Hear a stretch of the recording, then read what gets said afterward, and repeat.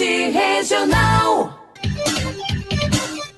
Tudo bem, uma ótima tarde para vocês, sejam todos bem-vindos ao nosso debate regional deste sábado hoje, trazendo um tema muito importante. Vamos falar sobre suicídio. Setembro está chegando e é o Setembro Amarelo, onde se trata da prevenção ao suicídio. Um momento de discussão importante, onde vamos debater com dois profissionais que trabalham exatamente também com esse assunto do suicídio.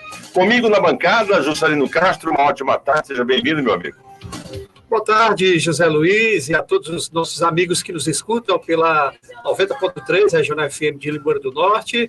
E estarmos aqui em mais um sábado, trazendo mais um debate, e com certeza vai ser muito bom e muito produtivo na tarde de hoje.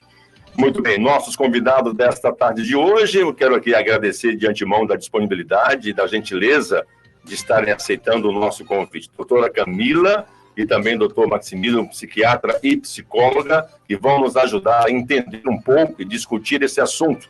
Vamos chamar aqui o nosso boa tarde dos convidados. Muito prazer, doutora Camila, muito obrigado por ter aceitado o convite. Seja bem-vinda à nossa Regional FM. Boa tarde a todos, boa tarde a todos.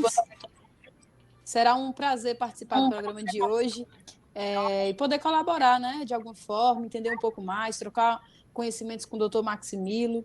É um prazer estar aqui hoje.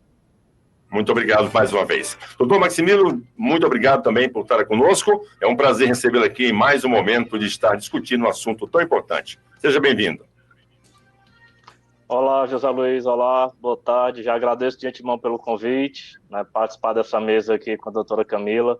Espero que a gente possa aí levar muitas informações boas sobre um tema tão delicado, mas um tema de alta importância, que é o tema do suicídio. Muito bem, sejam todos bem-vindos. Mais uma vez agradecemos a regional que tem na direção-geral Renato Guimarães, na superintendência do nosso querido amigo Jailton Batista, que acredita que na transformação social de uma comunicação de qualidade, podemos prestar um grande serviço à nossa sociedade. Vamos começar o seguinte, o nosso modelo de debate é mais ou menos um parâmetro de que vamos abordar um primeiro tema de pergunta, e aí ouviremos a questão psíquica e a questão psiquiátrica do assunto da pergunta que nós fazemos. Ou seja, a pergunta que eu e o Juscelino fizemos, passamos a resposta e o entendimento da psicóloga doutora Camila e depois para o doutor psiquiatra, doutor Maximiliano. Ok? Combinado? Ok. Perfeito. Combinado. Então vamos lá. Primeira pergunta, já começando aqui nesse esclarecimento, né? Falando dessa questão de suicídio. Para entender um suicida, né? Qual é o fato preponderante para que uma pessoa possa entrar no momento de querer tirar a própria vida? Como é que vocês entendem isso e faz um diagnóstico para entender uma pessoa que tem essa coragem? Eu começo com a doutora Camila. Falando de psicologia, como é que vocês conseguem tentar entender e conseguir tirar dessa pessoa essa vontade de tirar a própria vida, doutora Camila? Então, Zé Luiz, primeiro temos que entender que o suicídio ele é um fenômeno, né? Ele é um fenômeno multifacetado, de múltiplas determinações. Ou seja, ele pode resultar tanto de interação de fatores biológicos, genéticos, psicológicos, culturais e ambientais. Pode afetar diferentes pessoas, diferentes classes e origens. Ou seja, não existe uma causa específica para o suicídio. Né? Não existe uma causa específica. O que nós podemos dizer é que existem fatores de risco, né? E esses fatores são os maiores causadores do suicídio, mas não necessariamente são que vão determinar que o suicídio possa acontecer ou não, ou que o pensamento suicida possa surgir ou não. Aprofundando um pouco sobre esses fatores, né? O fator mais conhecido é a depressão. Só que não só a depressão é causadora do pensamento suicida, da ideação suicida e do suicídio. Né? Alguns outros transtornos psiquiátricos e de personalidade, a dependência química, doenças físicas, neurológicas e fatores sociodemográficos e culturais. Então, o suicídio ainda, né, é algo muito misterioso, né, que nós buscamos estudar e nos aprofundar diariamente. Falando de casos, você perguntou como é que a gente pode prevenir ou evitar que uma pessoa tenha um pensamento suicida. a conduta terapêutica vai depender de paciente a paciente, né, de acordo com o que a gente observe, o que é o caso. E, geralmente, quando há ideação suicida, há uma ponte, né, é necessário uma equipe que trabalhe para que esse fato, esse evento não venha a ocorrer.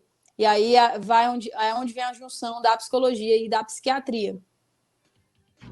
Doutor Maximilo, entendendo nesse aspecto de a pessoa, como eu fiz a pergunta, existe um fator preponderante, falando em questão psiquiátrica, que a pessoa tem essa coragem de cometer suicídio? Pronto, eu acho que, diante mais, assim, a gente tem que pensar o suicídio que não é um ato de coragem e não é um ato de covardia. O pano de fundo que está por trás de um pensamento, de um planejamento, uma tentativa de suicídio, é sofrimento mental. Então, existe sofrimento mental. O que está causando esse sofrimento? Se é alguma questão pessoal devido a um adoecimento mental, ou então fatores externos, questões de separação, divórcio, questões de desemprego, questões de um adoecimento, recebo um diagnóstico de uma doença grave, isso tudo pode gerar sofrimento mental. Então, a gente entende que o suicídio, praticamente 100% de todos os suicídios, de todas as pessoas que podem cometer um ato suicida, eles podem ser evitados, eles podem ser prevenidos. Mas, para isso, a gente tem que estar atento. Então, eu acho que o que existe por trás é um sofrimento mental. E todo mundo que convive com qualquer pessoa que pode se colocar em risco, nós 4 aqui podemos estar numa situação futura de estar vulnerável a termos pensamento suicida. Então, ninguém está inerte a isso, ninguém está livre disso. Então, o gatilho primordial é sofrimento. E se esse sofrimento existe uma depressão, um transtorno bipolar, um quadro de drogas, aí a gente vai, quanto profissional da saúde, investigando e tentando entender. Mas o próprio familiar, os amigos, as pessoas que convivem vão perceber que aquela pessoa não está bem e que existe possivelmente um quadro de sofrimento por trás. E a partir dessa ideia, dessa percepção do sofrimento mental, é que a gente sempre tem que investigar pensamentos suicidas.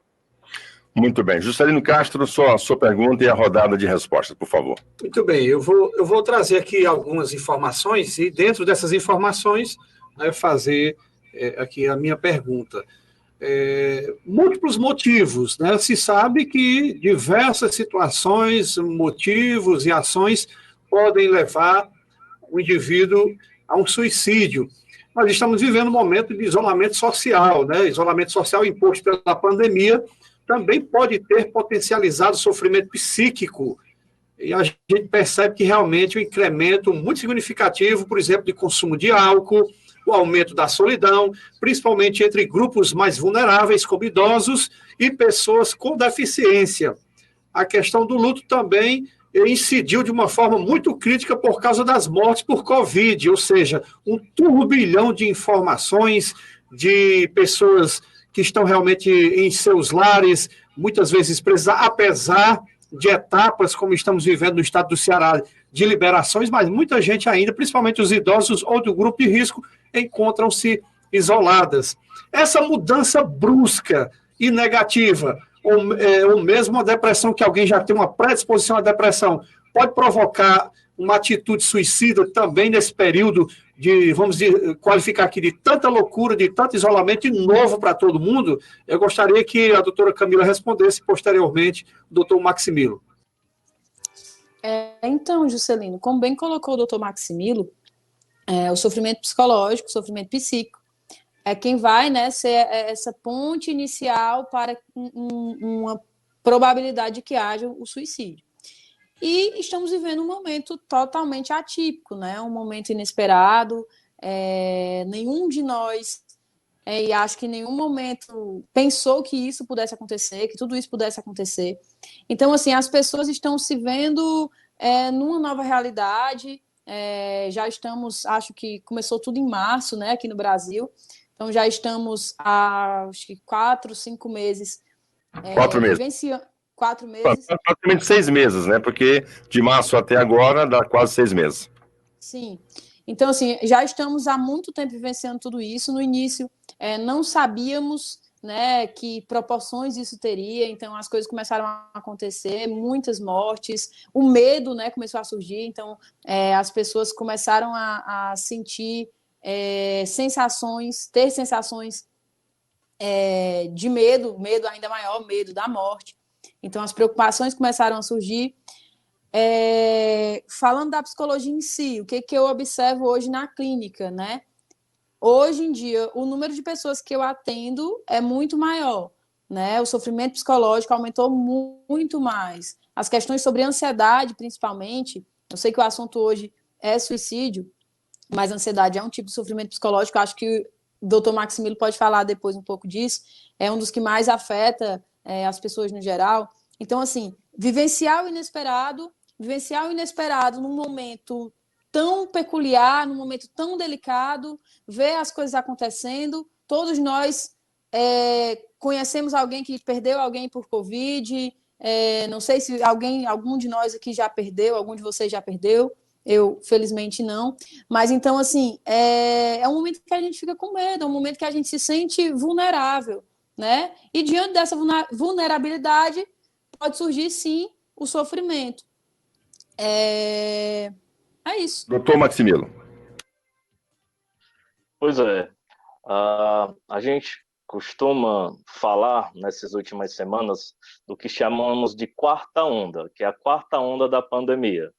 Porque, assim, os casos já estão estabilizando, muitas pessoas recuperando, os casos novos vêm diminuindo, só que existe uma quantidade de diagnósticos e números de pessoas que vêm procurando ajuda relacionados ao adoecimento mental, que aí está em ascensão e vai continuar aumentando. Então, exatamente como a doutora Camila falou, a gente percebe uma procura maior.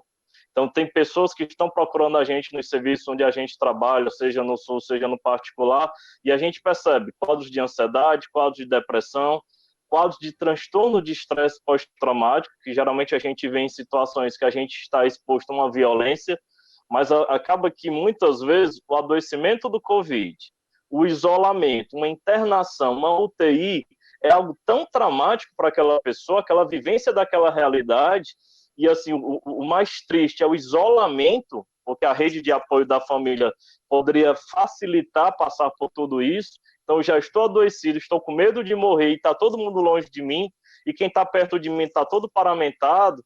Nossa, é algo que mexe muito com todo o psicológico, né? Então, isso pode fragilizar a pessoa a desenvolver um transtorno mental, um adoecimento mental.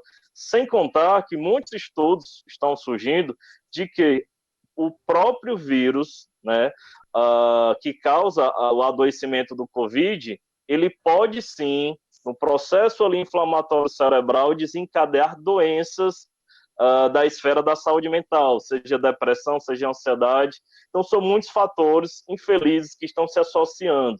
Então, realmente, como o Juscelino falou, você tem idosos que estão sozinhos, o neto não está podendo visitar, você tem pessoas, famílias que estão mais tempo juntas e ali acaba podendo ter mais atritos, conflitos dentro de casa, seja os pais com a criança, seja pela falta da escola, então a criança está estressada por estar em casa confinada, o convívio mais intenso do casal.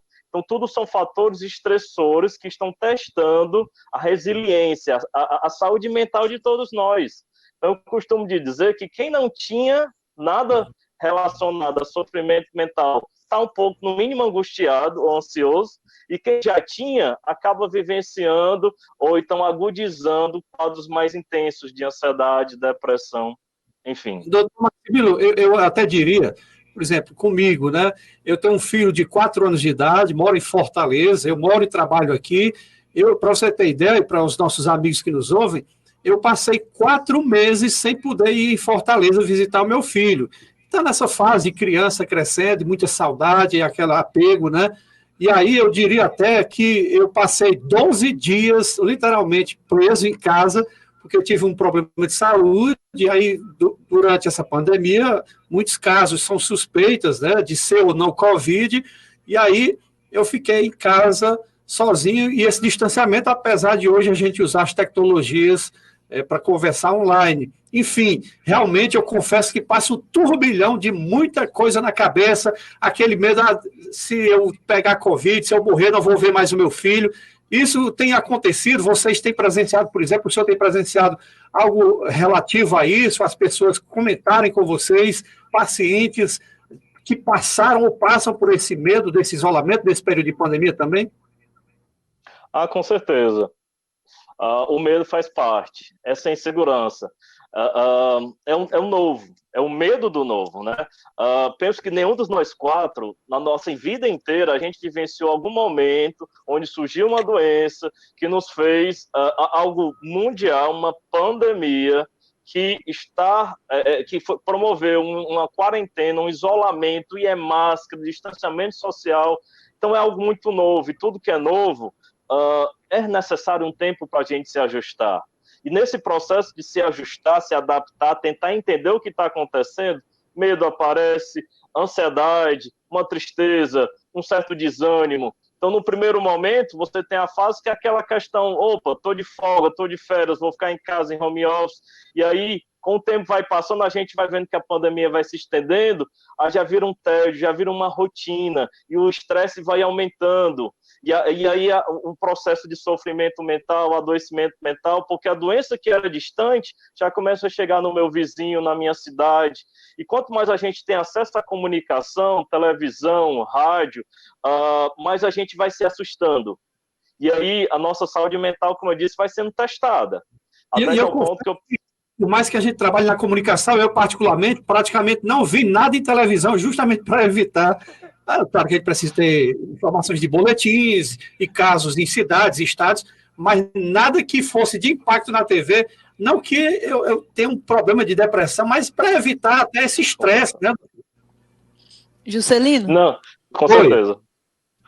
Então, como você bem colocou aí, esse acesso à informação durante certo período, né, na nossa vivência clínica, começou-se a observar que ter acesso à informação fazia com que as pessoas desenvolvessem ainda mais um medo, uma ansiedade, sintomáticas até da própria doença, né, do próprio Covid. Eu costumo até brincar com os meus pacientes, assim, em momentos de descontração, quem não pegou Covid pelo menos umas 3 vezes durante esse período, né, mentalmente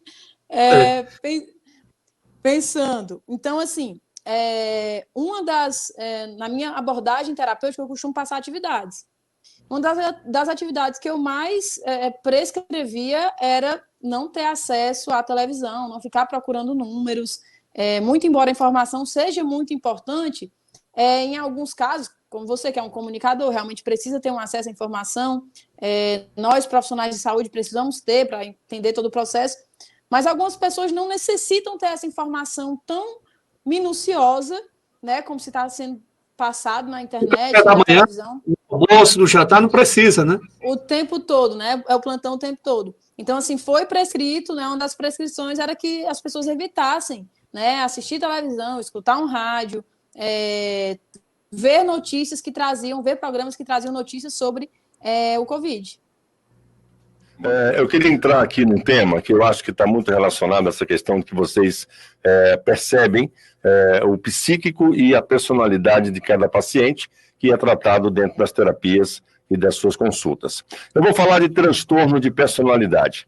Essas pessoas têm mais facilidade para desenvolver esse aspecto de pensar em se eliminar porque não se entende, tem esse transtorno de um dia está bem, outro dia está mal, outro dia não sabe como está.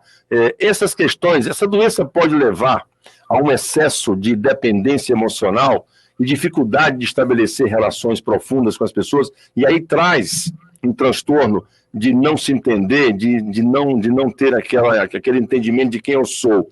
Até que ponto isso pode, de fato, desenvolver um problema para chegar ao suicídio? Eu queria começar com o psiquiatra Dr. Maximilo. Eu já estava esperando a doutora Camila falar, mas então vou começar. Bem,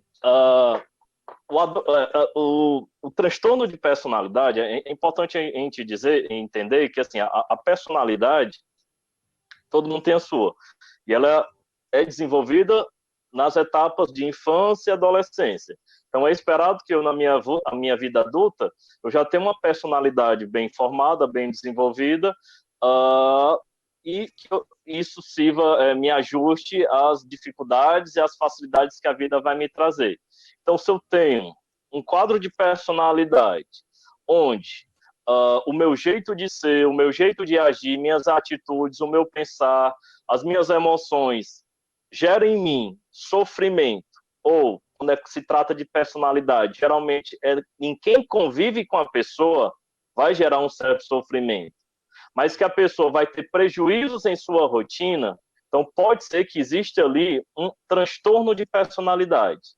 Então, essa personalidade, ela vai se caracterizar por uma profunda instabilidade, que pode ser uma instabilidade emocional, que aí, muitas vezes, a pessoa ela não tem habilidades para lidar com as questões da vida, como habilidades para trabalhar, manter uma rotina de trabalho com os colegas, habilidades para socializar, e aí vem os relacionamentos, ou então lidar com o convívio com a família, habilidades para lidar com as minhas frustrações. Eu não tenho ferramentas, eu não aprendi, eu não desenvolvi as minhas habilidades para lidar com isso. Então, muitas vezes, quando frustrações, problemas, dificuldades que a vida vai nos trazendo, isso são fatores, são gatilhos para uma certa instabilidade. E aí vem uma impaciência, uma irritabilidade, ou vem uma tristeza profunda, e aí eu posso ter formas de tentar aliviar essa tristeza, seja machucando quem convive comigo, seja me provocando uma autoflagelação, uma automutilação para lidar com aquela dor que está surgindo. E, assim, quadros de transtornos de personalidade, por si só, podem sim serem fatores de risco para o aumento de tentativas e mesmo o êxito suicida. Então, é um quadro completo, existem vários, não existe só um transtorno de personalidade. Então, existem vários transtornos de personalidade, que aí eu vou deixar para a doutora Camila continuar a fala. Tá bom. Para complementar a pergunta, doutora Camila, dentro desse aspecto do entendimento, dessas minúcias do transtorno, dependendo da gravidade, na psicoterapia ou na medicação controlada, isso realmente são fatores que podem impedir uma pessoa a chegar ao ápice de querer se suicidar, dentro dessa pergunta da personalidade? Então, falando em transtornos de personalidade, eu acho que o ponto principal que a gente tem que entender é a identidade, né? O sujeito ele tem uma dificuldade de entender a própria identidade, de se conhecer, e aí, através disso, através dessa falta de autoconhecimento, através desse processo que para ele acaba se tornando confuso, surgem as questões que o Dr. Maximilo acabou pontuando. Como é que a psicoterapia, né, e o tratamento psiquiátrico podem ajudar nesse processo?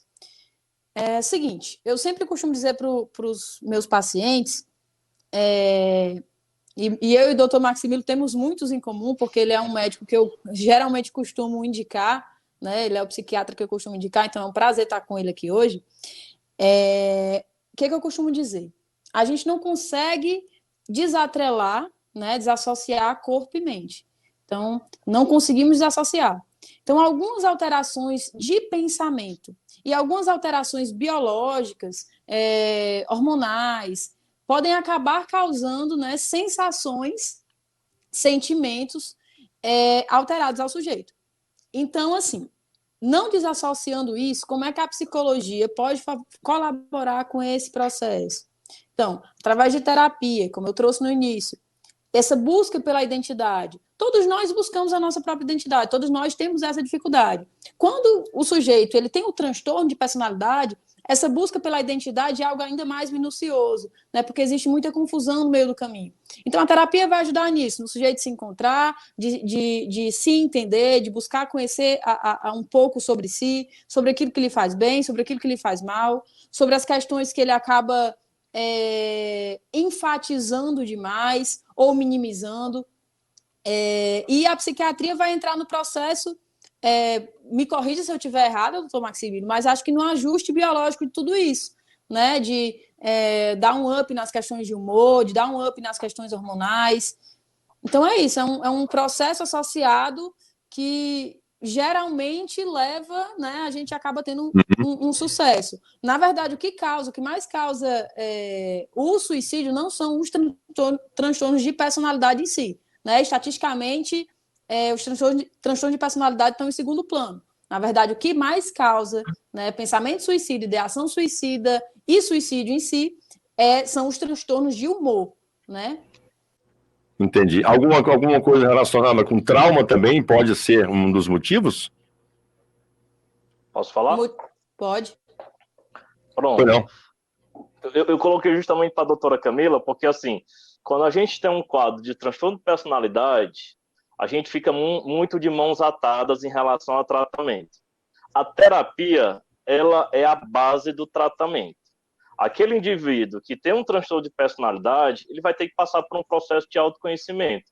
Ele vai ter que lidar, vai ter que se conhecer e ver o que é que ele precisa, nesse processo de terapia, mudar.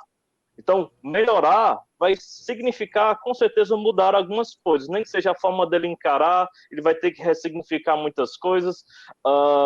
Então, a psicoterapia, ela é fundamental. Qualquer ato psiquiátrico, que aí a gente pode entrar muito na psicoeducação, abrir um pouco o horizonte, o paciente entender que existem algumas coisas que precisam ser percebidas, que talvez o problema não é o mundo, mas nele, existe uma questão nele, porque a questão da personalidade, muitas vezes a pessoa ela não percebe que ela tem um problema. Todo mundo está contra ela, mas ela não percebe que ela também faz parte desse processo. Né? Então, não é tudo que está de errado contra ela. Talvez exista uma questão com ela. Então, essa psicoeducação que a gente faz, e assim, podemos lançar mão das medicações? Sim. Mas as medicações, elas entram muito como sintomáticos.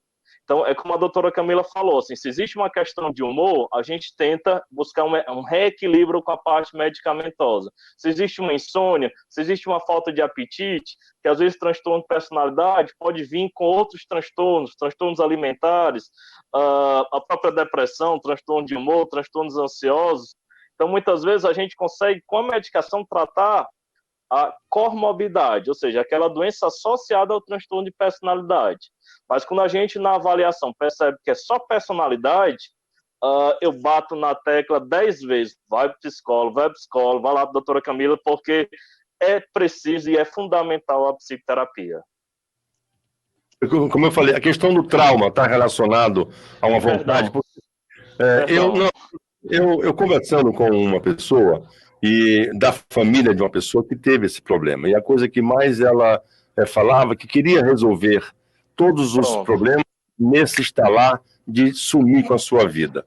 E aí questões traumáticas por conta de decepções amorosas, decepção de não ter uma relação de fato com os pais ou com algum irmão. E aí, para se resolver um problema rápido, eu vou desaparecer. Sabendo que... Perdão, deixa eu falar. Sabendo que o que vai acontecer pós essa atitude vai ser muito pior para a família, mas ela está resolvendo uma causa instantânea. O que isso tem a ver em relação à psiquiatria? Depois eu gostaria de ouvir também a doutora Camila. Pronto, José Luiz, acabei fugindo um pouco. Se eu estou falando de personalidade, eu estou falando de traumas na infância e adolescência. Então, não são traumas que surgiram na minha vida adulta, isso vão gerar outros processos de adoecimento, que pode ser o transtorno de estresse pós-traumático, a própria depressão. Então, se eu estou falando de personalidade, eu estou falando de traumas vivenciados no período da formação dessa personalidade. Então, na infância precoce, na minha adolescência. Se eu tenho um ambiente onde eu não tenha uma segurança nesse processo de desenvolvimento da minha infância saudável, relação de apego saudável, ou seja, a presença de um pai, de mãe, que muitas vezes eles podem estar ausentes, mas eu tenho uma figura parental que pode assumir esse papel, que pode ser uma avó, pode ser uma tia. Então, a ausência de uma figura parental, modelo, pode sim ser um fator traumático que gera um processo de um transtorno de personalidade. Outra questão, abuso. Então, a gente viu recentemente aquela questão do abuso daquela jovem, daquela criança. E isso, o abuso sexual, ele é fator de risco extremo para o desenvolvimento de transtorno de personalidade, principalmente uma conhecida como transtorno de personalidade borderline. Então, sim, o trauma pode, se o trauma acontecendo e não havendo um manejo, um cuidado daquele jovem, daquela criança, isso pode evoluir para um transtorno de personalidade no futuro. Doutora Camila. Então, doutor Maximiliano acabou falando sobre a borderline, né? Temos a borderline e a bipolaridade, né, como transtornos de personalidade mais conhecidos. Bom, a minha linha de pensamento vai de encontro a algo que eu penso que não existe algo específico que possa causar aquilo. Acredito numa junção de fatores, né? Às vezes, alguns pacientes me questionam: Camila, você acha que foi por conta disso que eu desenvolvi isso?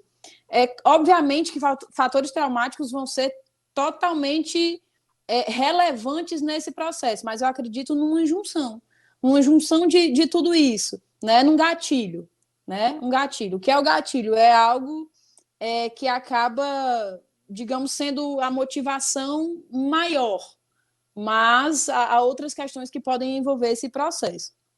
Falando em gatilho, alertar o pessoal, né? Alertar as pessoas, os ouvintes, que hoje, provavelmente, né, continuando nosso papo, nós traremos alguns assuntos que possam ser gatilhos. Então, assim, tomar cuidado se você está num estado de vulnerabilidade, se não está se sentindo muito bem, se está passando por um sofrimento psíquico, e esse assunto pode ser que fortaleça isso. A orientação é que, apesar da informação ser importante, não encare de frente os seus gatilhos.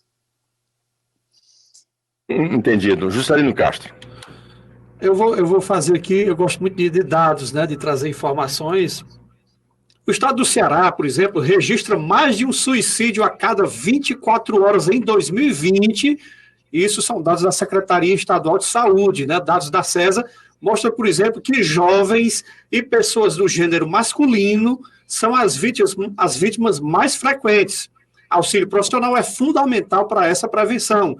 O sofrimento psíquico levou 306 cearenses a cometerem suicídio entre janeiro e julho de 2020, segundo dados da plataforma integrada SUS, né, da Secretaria Estadual de Saúde. Especialistas apontam que manter redes de apoio profissional e pessoal é fundamental para prevenir ocorrências. Neste ano, o número de ocorrências diminuiu, se comparado ao mesmo período de 2019, que somou 348. Mas aí, a gente trazendo essas informações, eu queria saber, por exemplo, em relação a jovens, por que nos últimos anos, né, os números relacionados a taxas de suicídios aumentaram mais de 30% em relação a adolescentes. Há uma explicação exata para isso, doutora Camila? Então, Juscelino, eu acredito que o contexto que a gente vive tem tornado o nosso jovem muito mais preocupado, tem trazido o sofrimento psicológico, o sofrimento psiquiátrico muito mais cedo. Então, assim, o jovem de hoje, eu tenho um paciente de 6 anos de idade que recebe em consultório, e assim, a gente fica observando o pessoal lá na sala de espera. Então, assim, as perguntas que são feitas para as crianças de hoje, crianças de 3, 4, 5, 6 anos de idade, o que você vai ser quando você crescer? Né? Então, nós somos muito cobrados. E essas cobranças estão vindo cada vez mais cedo. Então, é um mundo altamente tecnológico, é um mundo cheio de informação, é um mundo que cobra muito. Então, assim, alguns fatores, como as cobranças e a vulnerabilidade social, acho que talvez assim, a falta de suporte do jovem passar por esse processo de amadurecimento, de crescimento, tem trazido esse sofrimento cada vez mais cedo. Eu observo que a preocupação, hoje em dia eu atuo atendendo em 9 unidades de saúde, né? No Limoeiro são os 18, então metade do Limoeiro eu atendo, e atendo crianças e adolescentes, né? O sofrimento que eu mais observo nos jovens de hoje é realmente essa preocupação com o futuro, essa cobrança, né? O que eu vou ser, né? O que eu sou agora, o que eu vou ser, para onde é que eu vou, né? Como é que vai ser o meu futuro? Então, esse tipo de preocupação atrelada às vulnerabilidades, eu acho que é o que tem, digamos que, deixado esse número ainda maior. Não sei o que o doutor Maximilo pensa, sobre o que ele tem observado, né, em consultório, mas, né, no meu conhecimento empírico, né, nos atendimentos, é isso que a gente observa, essa cobrança, esse mundo altamente capitalista e as cobranças chegando cada vez mais cedo. Existe, doutor Maximilo, algo definitivamente que possa se pontuar, que traz esse montante de pessoas, de jovens, de adolescentes, e, inclusive, como a doutora Camila disse, que atende crianças, né? Ou seja, de muito baixa idade, tendo problemas psíquicos, psicológicos, e que tem aumentado também. Nessa situação, vocês devem ter tomado conhecimento, por exemplo, uma jovem, muito jovem em Juazeiro do Norte, nesta semana, cometeu suicídio, já estava numa área... Estava indo para um tratamento, né? Tratamento psicológico, exatamente, mas que não conseguiu sair dessa situação e, infelizmente, cometeu suicídio. E, infelizmente, mais uma vez, as redes sociais têm muitos prejuízos, inclusive das pessoas filmarem, colocarem nas redes sociais. Eu vi, né, essa situação muito trágica dessa jovem. Tem uma explicação exata, doutor Maximilo, para essa situação dos jovens de hoje cometerem suicídio cada vez mais jovens? Bem, não existe um motivo. Um só, assim, a gente não consegue dar. Porque se fosse, seria mais fácil que a gente tentava lá e mudava para tentar mudar essa realidade. As causas são várias. Então, assim, você comparando a nossa realidade de 30 anos atrás, muita coisa mudou. Então, a nossa sociedade mudou, a nossa rotina de vida mudou, o nosso estilo de vida acabado mudando. Então, o que eu percebo é como se as estruturas que podem sustentar, tá certo?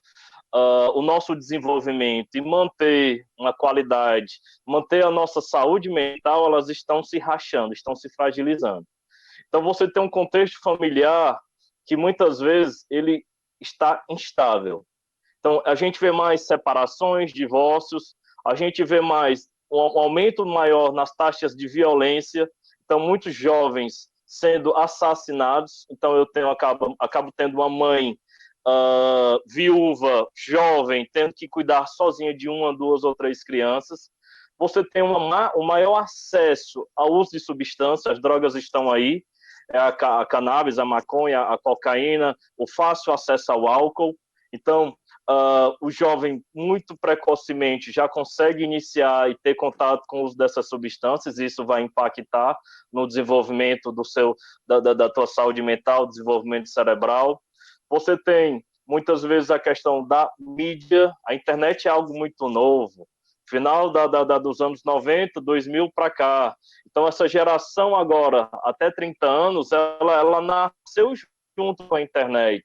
Então, precocemente, as crianças, 1 ano, 2 anos, já têm um celular na mão. E aí, acaba sendo influenciado intensamente por tudo que ele está vendo ali nas mídias.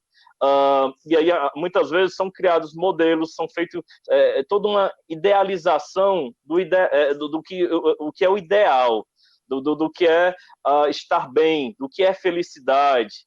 Então, isso impacta precocemente, e o problema é que isso vai acompanhar todo o desenvolvimento da criança. Então, muitas vezes a gente bate na tecla, mãe, pai, não entregue o celular tão precocemente para a criança. Então, a Sociedade Americana de Pediatria recomenda que crianças menores de 2 anos não tenham acesso a mídias eletrônicas, celular. E assim, a partir de 2 anos é um uso controlado com os pais do lado. Então, a gente tem que estar atento a isso. Muitas vezes a gente não está percebendo, mas o mal está em casa, né? O mal está na mão das crianças. Então, tudo isso vai agir no sentido de fragilizar a saúde mental desse futuro jovem, adolescente, adulto jovem, colocando em risco para um pensamento, planejamento ou mesmo uma tentativa suicida. Então, existem outras questões, a questão da política, essa instabilidade na política, questão econômica, né? Então, muitas vezes os pais estão desempregados. Então, as causas são as mais diversas possíveis, né? Então, é multicausal. Mas a nossa realidade de hoje é bem diferente da realidade de 30 anos atrás, e isso influencia diretamente. Isso seria justamente essa bagagem, ou esse pacote de tantas informações. Eu vendo aqui, por exemplo, o livro do Augusto Cury, né, que diz Manual para Jovens Estressados, mas muito inteligentes. Aí você diz até uma frase aqui de início: vocês sabiam que nos dias de hoje um jovem de 10 anos de idade tem mais informações do que tinha, por exemplo, o imperador romano como Júlio César, né, que dominava o mundo na sua época, que um jovem de 15 anos, qual jovem de 15 anos tem mais informações do que tinha Platão e Aristóteles, né, e que influenciaram aí a história com suas ideias? Ou, por exemplo, um jovem de 20 anos, então, tem muitas informações que possuía, por exemplo, o gênio Leonardo da Vinci. Você deve concordar comigo ou não, né? É muita coisa para uma cabeça só. E aí ele diz aqui, por exemplo, nessa parte do livro, ele explica que na era das redes sociais, dos jogos de videogame, né, da TV a cabo, que se misturam com cinema, jornais, estudos, são tantas informações e que é muito difícil não saturar, por exemplo, o cérebro desse jovem. É mais ou menos por esse caminho, doutor Maximiliano e doutora Camila? Sim, Juscelino. Com certeza, né? Informação é um mundo novo, é um mundo complexo, em que o sujeito ele quer se encaixar de alguma forma, né? Então, assim, eu vejo casos de, por exemplo, adolescentes que veem uma vida no Instagram, né, na rede social Instagram. Pessoas no Instagram, todo mundo só posta a vida perfeita, né? Tem uma piada na internet que diz que ninguém posta um prato de arroz com ovo no Instagram, mas você vai num restaurante uma vez na vida, você posta ali aquele camarão, né? Aquela muqueca, porque O Facebook, a internet vende a perfeição. E eu quero acompanhar essa perfeição para estar inclusa no mundo. Então, e aí, tudo isso acaba... pode trazer esse estresse, uma depressão e tudo isso? Sim, né? A junção de tudo isso, sem falar que as famílias não estão tão presentes como antigamente, por ter esse mundo totalmente acelerado, capitalizado. Então, as mães trabalham, os pais trabalham, e o adolescente, às vezes, já de criança, fica em casa com o celular, tendo acesso a tudo, vivendo, enfim, crescendo e se educando quase que sozinho. As regras e os limites acabam sendo um fator que não entra muito nesse processo, porque os pais acabam querendo compensar essa falta de tempo com deixar meu filho ficar mais no celular, ou compensar ele com coisas materiais. E aí valores, limites não são impostos, e quando a vida impõe, né, o sujeito acaba se frustrando, passando por adoecimentos psíquicos. Então, tudo isso influi nesse processo, né? Não é nada específico que a gente possa dizer. Mas o mundo se modernizou de uma forma em que acho que a gente não consegue acompanhar, né? Nós achamos que sim, mas não, né? Nossa mente não consegue acompanhar. Nessa avaliação, podemos assim dizer, não sei se presunçosamente eu estou falando, mas são potenciais pessoas que podem desenvolver o momento de querer tirar a própria vida, estamos falando de suicídio, todas essas circunstâncias que vocês acabam de colocar, dessa corrida, dessa superposição social, desse momento perfeito, desenvolve nessas pessoas com essas frustrações um suicida em potencial? Doutor Maximiliano, por favor. Pronto, aí que tá. A gente tinha famílias onde você tinha um casal com 10, 15, 20 filhos. E muitas vezes, concordo demais com o que a doutora Camila falou, eram ensinados disciplina, princípios, valores. E aí, muitas vezes, existia mais um rigor e o afeto era muito limitado à rotina de alguns momentos. Hoje a gente tem famílias com 1, 2 filhos no máximo, e muitas vezes os pais, por trabalhar bastante, muitas vezes eles estão promovendo, em vez de ensinar valores, disciplina, princípios, uma mudança, no sentido de que eu tento agradá-la ao máximo, é um desejo meu que eu não seja submetido, eu não repita o que muitas vezes um autoritarismo que às vezes ultrapassou o limite que eu recebi dos meus pais. Então eu amo excessivamente, esquecendo muitas vezes de ensinar e saindo do meu papel de pai e mãe, e aí tentando ser um amigo do meu filho, sendo um colega, e aí eu vou tirando todas as barreiras que vão surgindo na vida dele. Eu não permito a ele a se frustrar, a lidar com o não, a lidar com uma perda, a lidar com uma dor. Então, tudo que eu consigo, eu vou trabalhar, vou comprar e vou dar. Isso vai ter um impacto tremendo no desenvolvimento dessa criança. Porque, assim, enquanto essa criança ela está sob o guarda-chuva dos pais, eles vão conseguir manejar isso. Quando chegar na adolescência, que cada vez mais esse jovem vai se afastar do núcleo familiar e vai ter que lidar com a vida, ele não vai ter aprendido como lidar com as frustrações. Ele não aprendeu, ele não tem as ferramentas, ele não tem as habilidades. E a vida, ela vem com tudo. E aí vai ser uma nota baixa, vai ser um Enem que eu não vou passar, vai ser um namoro, uma pessoa que eu vou querer e não vou conseguir. E aí os amigos que muitas vezes vão agir da forma diferente como eu queria que eles pudessem agir comigo, e eu não vou saber lidar com isso. E eu posso realmente adoecer, porque toda aquela questão, aquela bagagem boa que eu podia ter recebido na infância, eu não aprendi. Então, esse adolescente, esse adulto, ele estará muito mais vulnerável a adoecer, e por que não dizer um aumento do risco suicídio. Então, Zé Luiz, acrescentando, sobre potencial suicida, eu acho que todos nós temos, né? Todos nós estamos inclusos nesse mundo, nenhum de nós está imune. E aí, sabendo disso, né, eu quero entrar num ponto muito importante. O suicídio, ele pode ser prevenido, né? E todos nós temos que entender que alguém que está ao nosso redor, ou nós mesmos, temos esse potencial de cometer suicídio, de pensar, de planejar em algum momento da vida.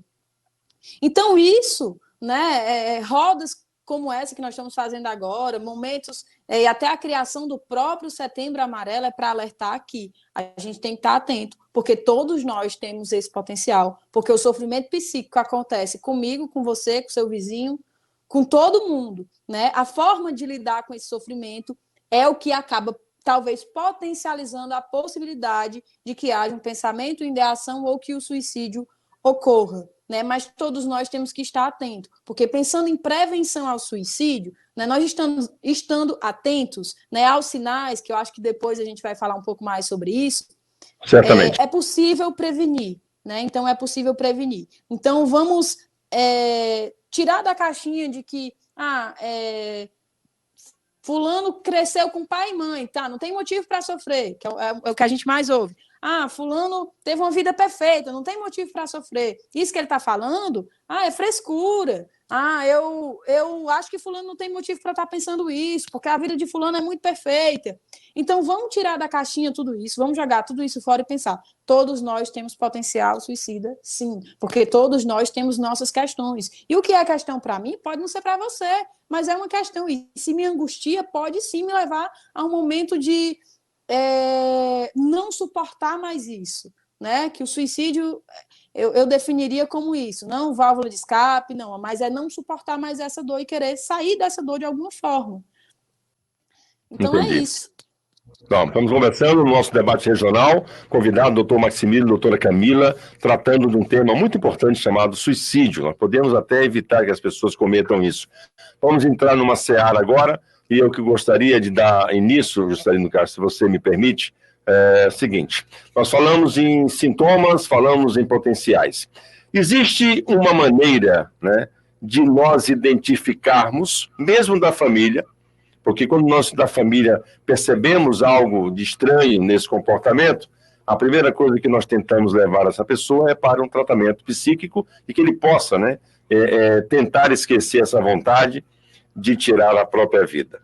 A pergunta é clara e direta. Existem sinais que podem ser identificados em um suicídio em potencial?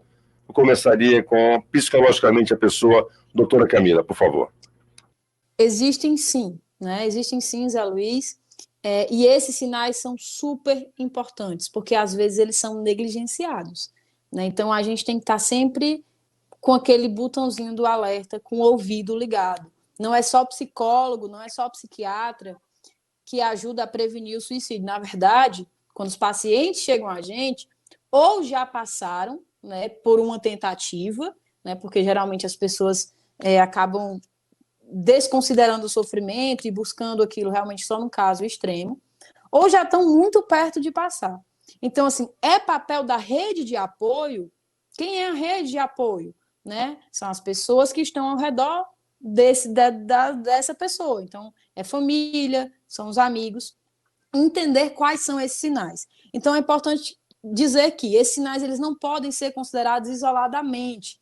Ou seja, o primeiro sinal de alerta é a verbalização. O que é a verbalização? É o sujeito falar, olha, às vezes eu tenho vontade de sumir, eu queria me matar, eu queria morrer, eu queria desaparecer. E muitas vezes, no momento de raiva, é comum que a gente, né, eu digo a gente, nós todos mesmo, fale uma frase desse tipo. Então, assim, falei uma vez, sempre recebo mães de pacientes muito preocupados. Meu filho disse em 2015 que queria morrer. Mas isso ele disse só uma vez. Então, isoladamente, esse fator não deve ser considerado. Mas a junção desses sinais e a repetição. Quais são esses sinais? Né?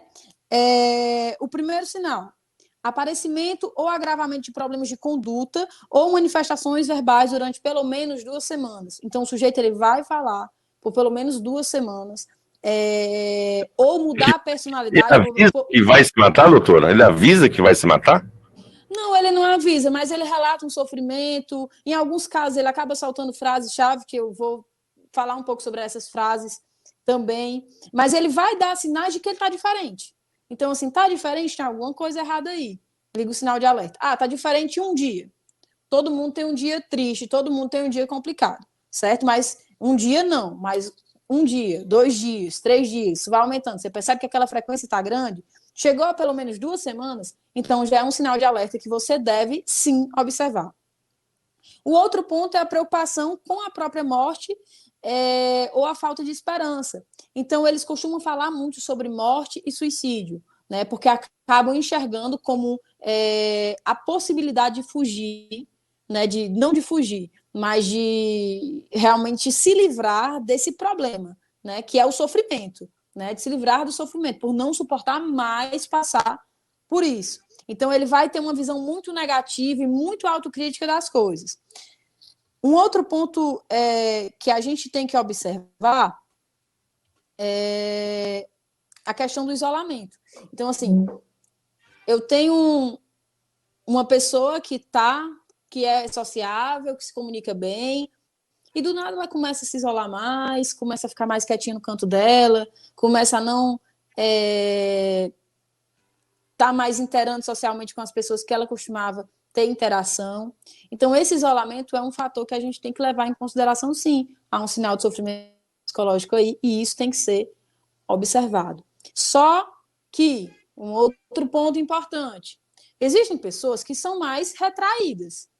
Então, assim, se eu tenho aqui João, e João sempre foi aquele menino mais retraído, mais quieto, de não andar com muitos grupos de amigos, mas que ter 2, 3 amigos que são mais íntimos. Então, assim, João já é naturalmente mais isolado. Quer dizer que João tem tendência suicida ou está deprimido desde pequeno? Não, é o jeito dele. Então, assim, tem que se observar essa mudança de conduta, essa mudança na personalidade. E outros fatores podem surgir também, né, como sinais, né, de que possa haver um risco, como a perda do emprego, uma crise financeira, uma discriminação por orientação sexual, algum trauma que a pessoa passou, tudo isso.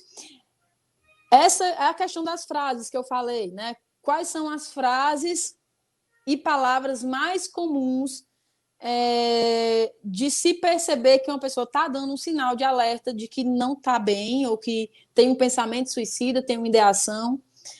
Vou desaparecer? Eu vou deixar vocês em paz?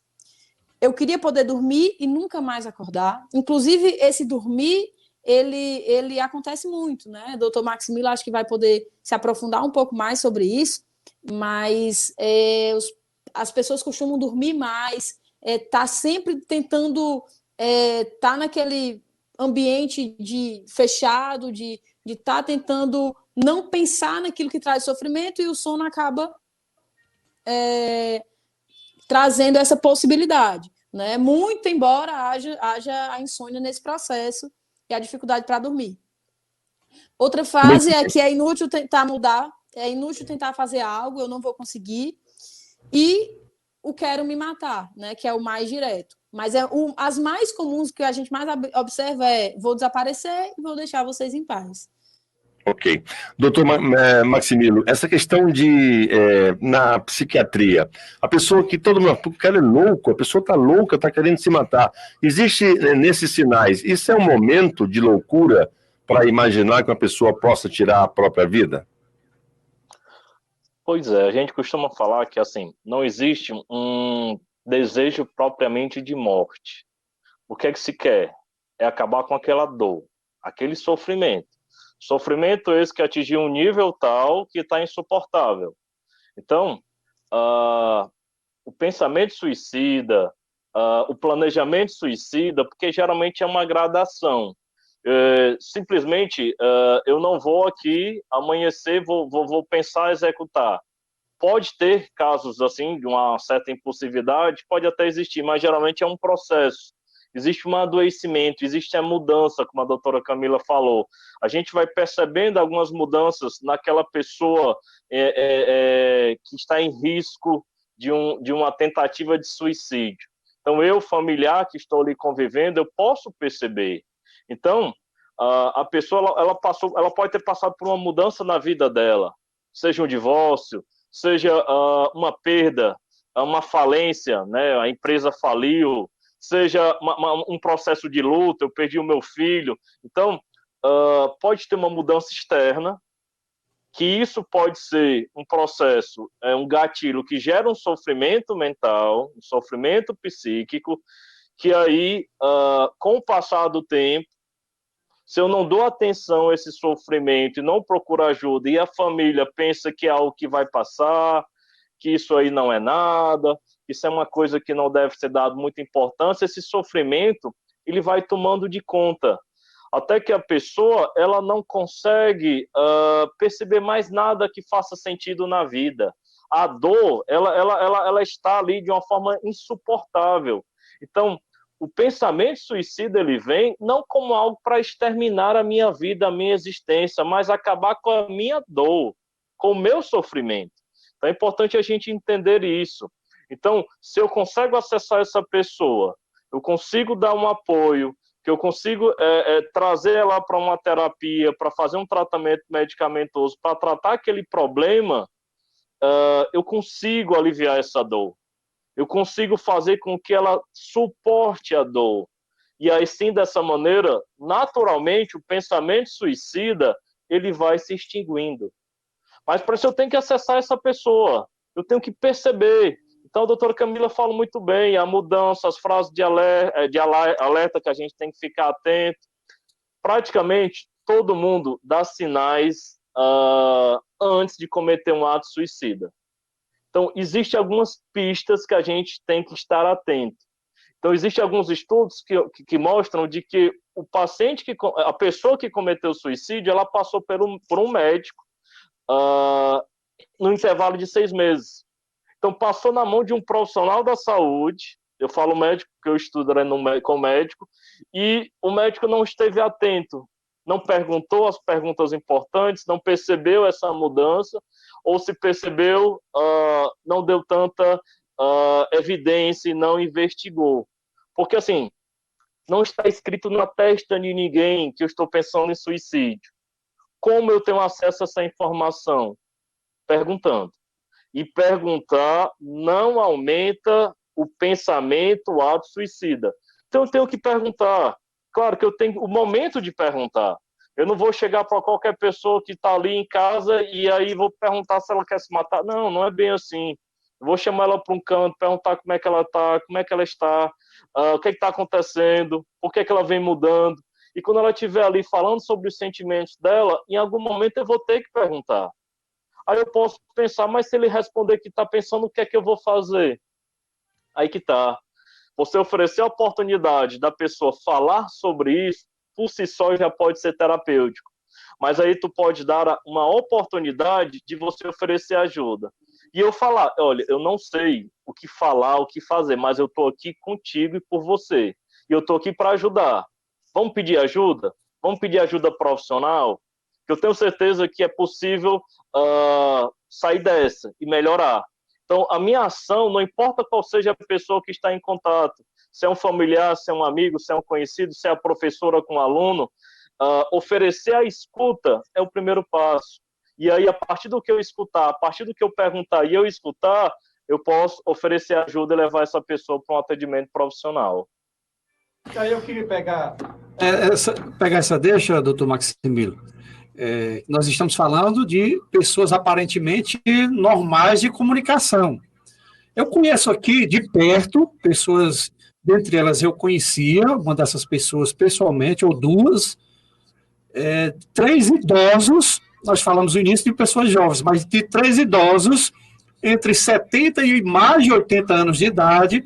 Dentre essas pessoas, uma praticamente prostrada, depois de sofrer o que se chama de trombose ou um AVC, e ficou impossibilitada da fala, que ninguém jamais sonhava, esperava, imaginava que essa pessoa cometesse o suicídio e suicidou-se, sabe-se lá como, porque ele já estava prostrado, e suicidou-se, comprovadamente, cometeram suicídio, né? Infelizmente, dentro dessa faixa de 70 a 80 anos.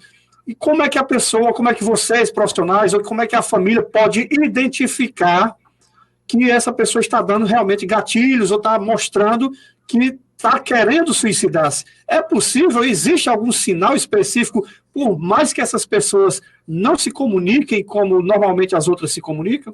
Independente da verbalização, né? A gente usa comumente a boca para falar, certo? Mas o corpo fala, né? O semblante fala, as atitudes falam. Então, por mais que não haja verbalização, e aí voltando ao que eu falei sobre os sinais, só no primeiro sinal fala sobre a verbalização, né? Os outros 3 é muito mais uma mudança de conduta, uma mudança no comportamento. Então, assim, eu tenho um idoso que tinha o costume de regar suas plantas todos os dias, de varrer o terreiro todos os dias, gostava de pegar seu jornalzinho e ficar lendo, tomando uma cerveja. Há uma mudança de conduta, eu tenho que observar. Um outro ponto importante, apesar de haver um crescimento muito grande, né, no suicídio entre os jovens, os idosos, né, essa faixa acho que entre 50 e poucos anos e 70 e poucos anos é a faixa que mais comete suicídio. E isso se volta muito também à realidade que a gente vive hoje. Por quê? Porque eu vivo numa realidade que potencializa o jovem no sentido capitalista, né? Então, assim, eu estou na fase produtiva, eu trabalho, eu faço isso, eu faço aquilo. Entre muitas aspas, eu tenho serventia para a sociedade. O idoso, quando acaba, né, se aposentando, diminui as funções que tem, né, no geral, acaba fazendo menos coisas, acaba sendo realmente colocado de lado pela sociedade, muitas vezes a família também coloca de lado. Então, assim, continua sendo uma pessoa e uma pessoa com muito mais experiência e com muito mais vivências do que nós que estamos aqui, né? Porque nenhum de nós aqui é idoso. Então, assim, o idoso, ele chega com essa carga de vida, ele chega com essa carga de experiência, aos 60, 70 anos de idade, e se vê, né, sendo colocado como alguém, talvez, inútil, sendo que não é, se vê sendo colocado como alguém que já não tem mais uma serventia para a sociedade, sendo que não é, porque as pessoas acabam negligenciando mesmo nesse processo de colocar de lado, entende? Então, assim, e há uma alteração, né? Ele foi jovem há um tempo desse, assim, se a gente parar para pensar, o tempo passa muito rápido. Então, um dia desse, eu tinha 15 anos, vocês um dia desse também tinham 15 anos, então tudo passa muito rápido, e às vezes a gente não consegue acompanhar esse processo. Então, o cara trabalha a vida toda, rala a vida toda, cria os filhos, educa uma família, se aposenta e acaba tendo uma rotina que é muito estável, parada, diferente daquela que ele tinha antes. Então, assim, além de haver essa mudança de rotina, há uma mudança de postura da sociedade para olhar para o idoso. Olha, se você parar para pensar, quando morre alguém jovem, há uma comoção. Quando morre alguém idoso, não há. E às vezes as causas são as mesmas. Vida, né? Já estava no momento, já viveu muito, tem outra percepção. Exatamente. Então, assim, é uma vida do mesmo jeito, é uma pessoa do mesmo jeito, tem mais experiências, tem mais vivências, tem mais história.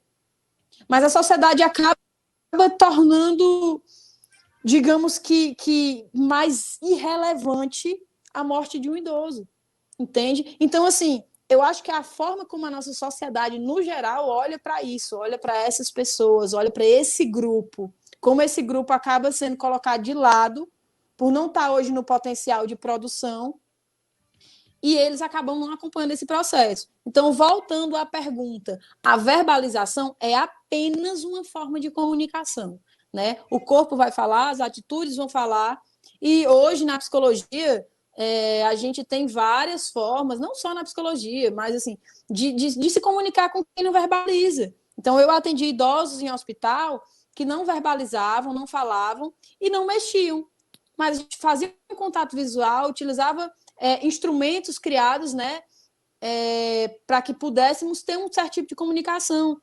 Então, assim, atendia idosos que não eram nem alfabetizados, nem falavam, nem conseguiam se mexer. Às vezes conseguia mexer uma mão. E, às vezes o mexer uma mão é chegar perto do idoso, às vezes acamar e dizer: como é que você está sentindo hoje? Está sentindo bem? Aperta minha mão uma vez. Está sentindo mal? Aperta minha mão 2 vezes. As pessoas não param, as pessoas não olham, as pessoas não observam. Às vezes você olhar nos olhos de uma pessoa, você consegue observar que ela não está bem, que ela não está se sentindo tranquila, que ela não está se sentindo confortável. Então é isso, acho que acabei falando, foi muito, né?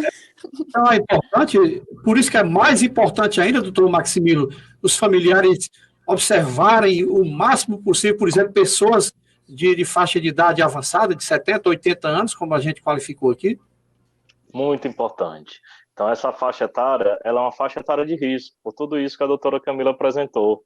Então, se associa também a uma maior carga de doenças crônicas, né? Então, você tem um quadro de hipertensão, diabetes, você tem um risco maior para doenças tromboembólicas, seja o AVC, como foi o exemplo aí, seja a questão de infarto, doenças essas que podem, por si só, promover um processo de sofrimento mental. E aí o idoso vai tomar 5, 6, 7, 10 comprimidos ao dia, e isso vai ser uma carga de estresse tremenda.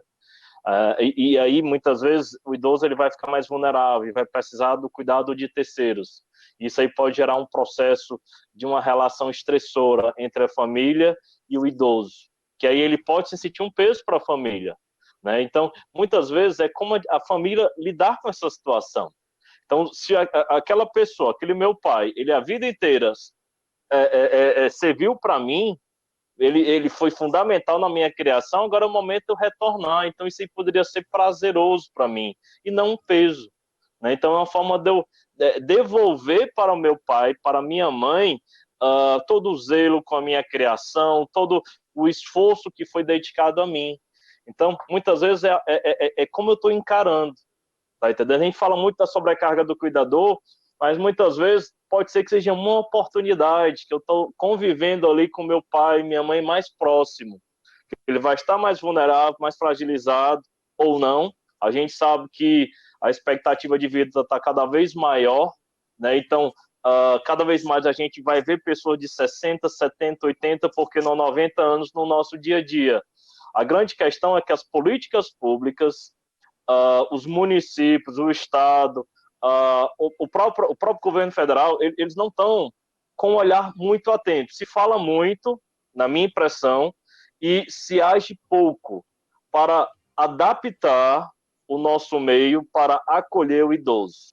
Então, a gente era para ter muito mais ferramentas sociais para oferecer momentos de lazer, de descontração, de informação, de aprendizado, de ocupação para esse idoso.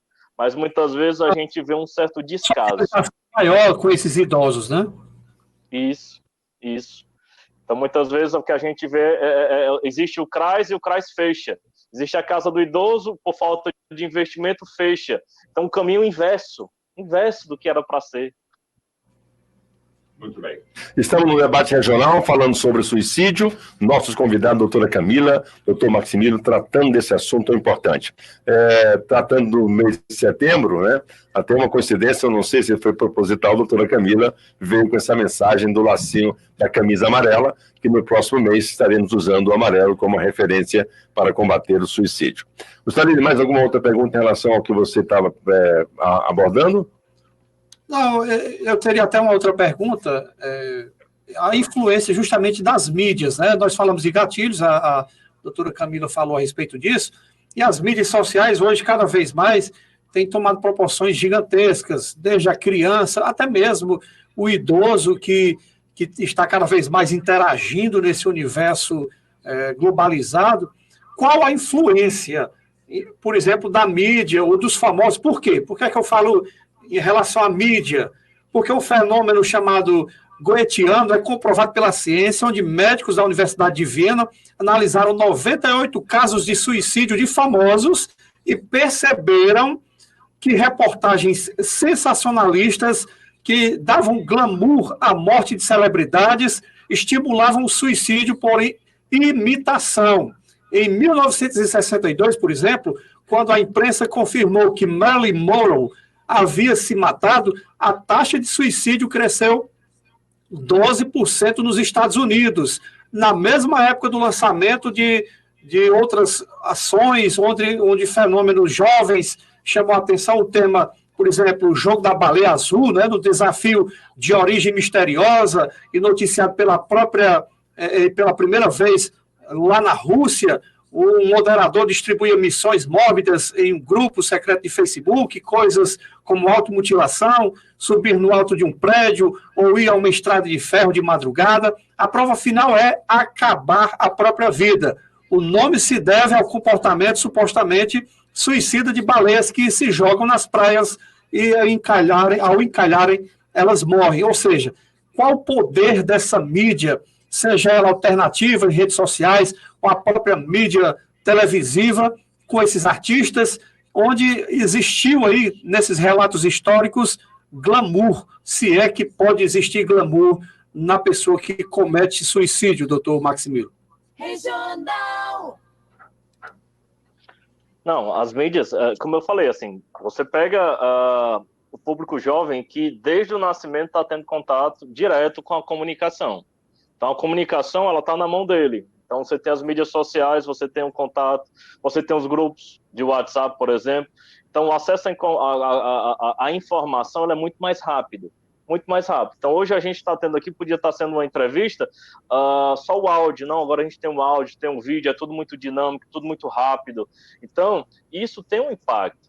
E como o Juscelino falou, isso não é de hoje. Então, no passado, quando a mídia trabalhava o tema do suicídio, muitas vezes era de uma forma muito sensacionalista.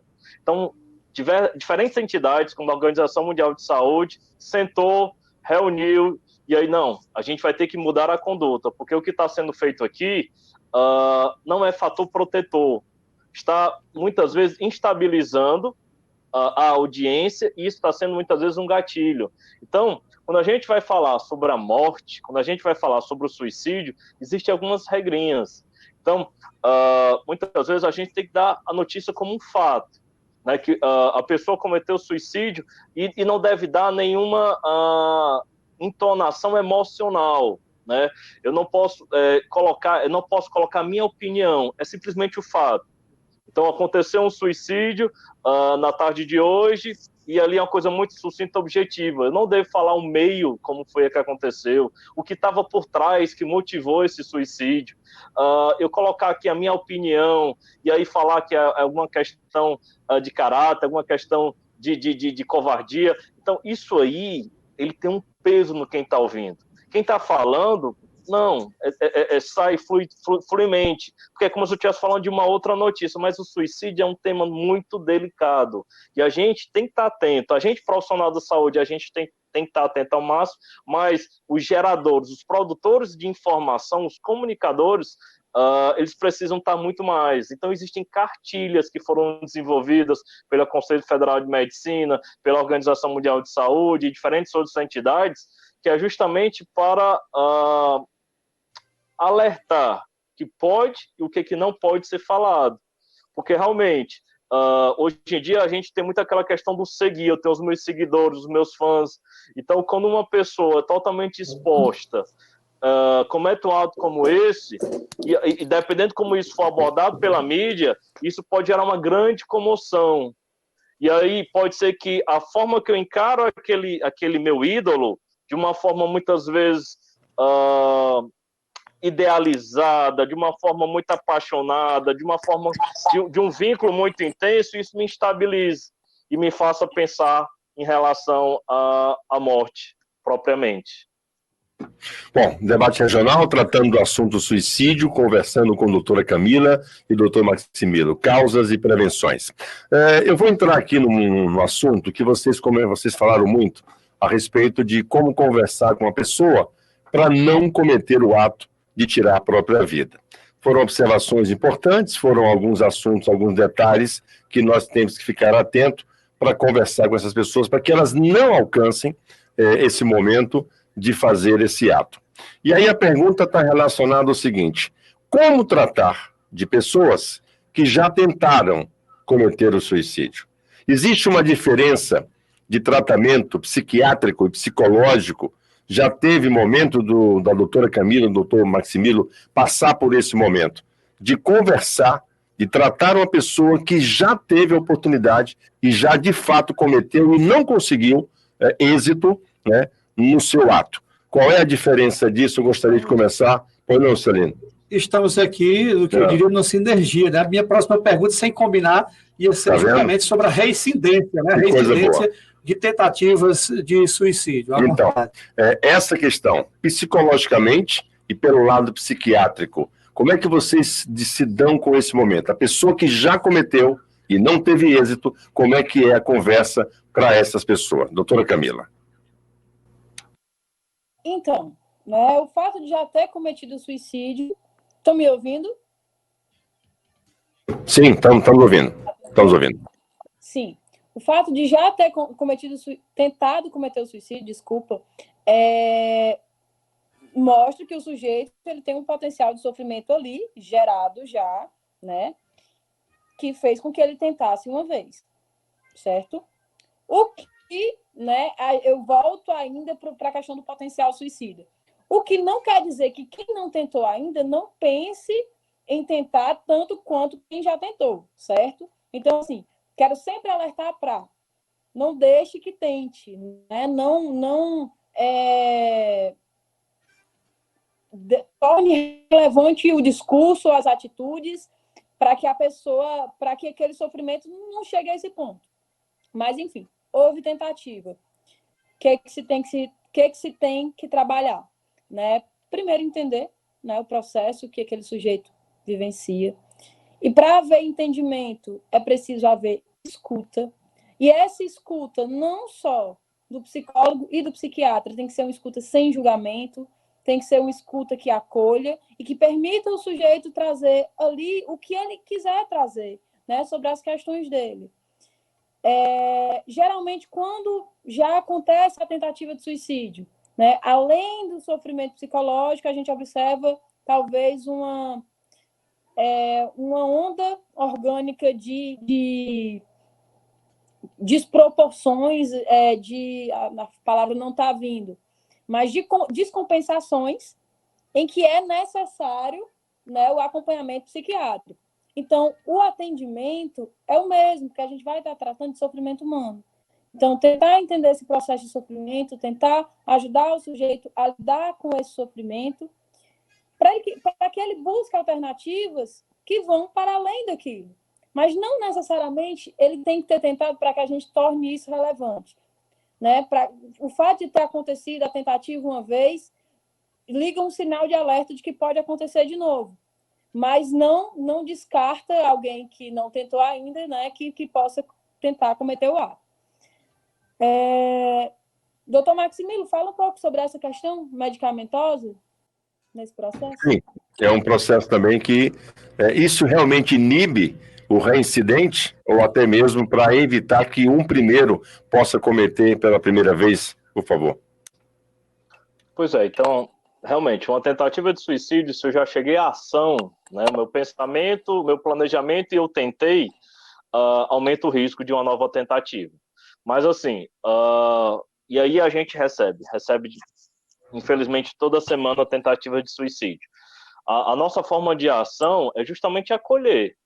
E a gente vai acolher sem julgamento, com a maior empatia do mundo, tentar entender o que é que está ocasionando, o que é que está levando, o que é que levou aquela tentativa. Né? E tentar entender como é que ela está na cabeça dela após a tentativa. Porque ela tentou, mas ela está aqui na minha frente conversando comigo.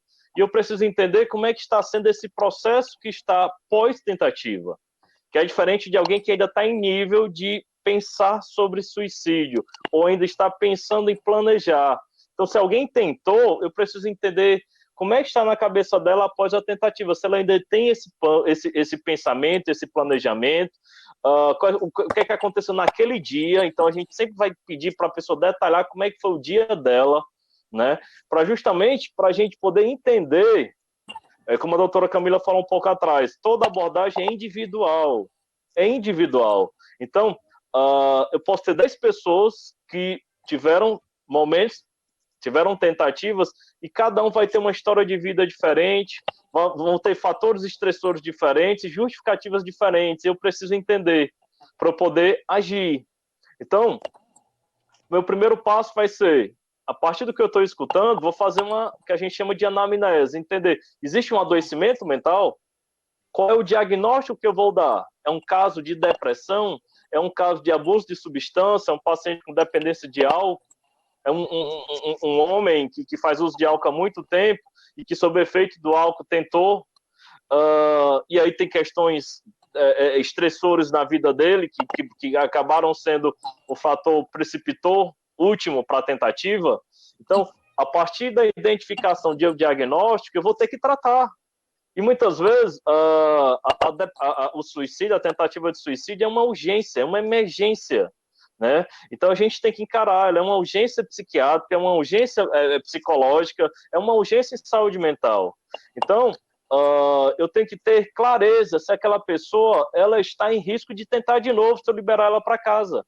Então, se eu estou atendendo no contexto hospitalar, eu tenho que ver se a pessoa está em risco de tentar de novo. Se ela ainda tem um pensamento firme e persistente em relação ao suicídio, se ela tem os meios, se ela não tem um apoio, uma rede de proteção da família para protegê-la.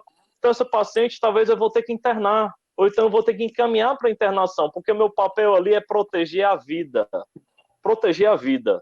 Então, eu tenho que avaliar todos os fatores que estão relacionados àquela tentativa.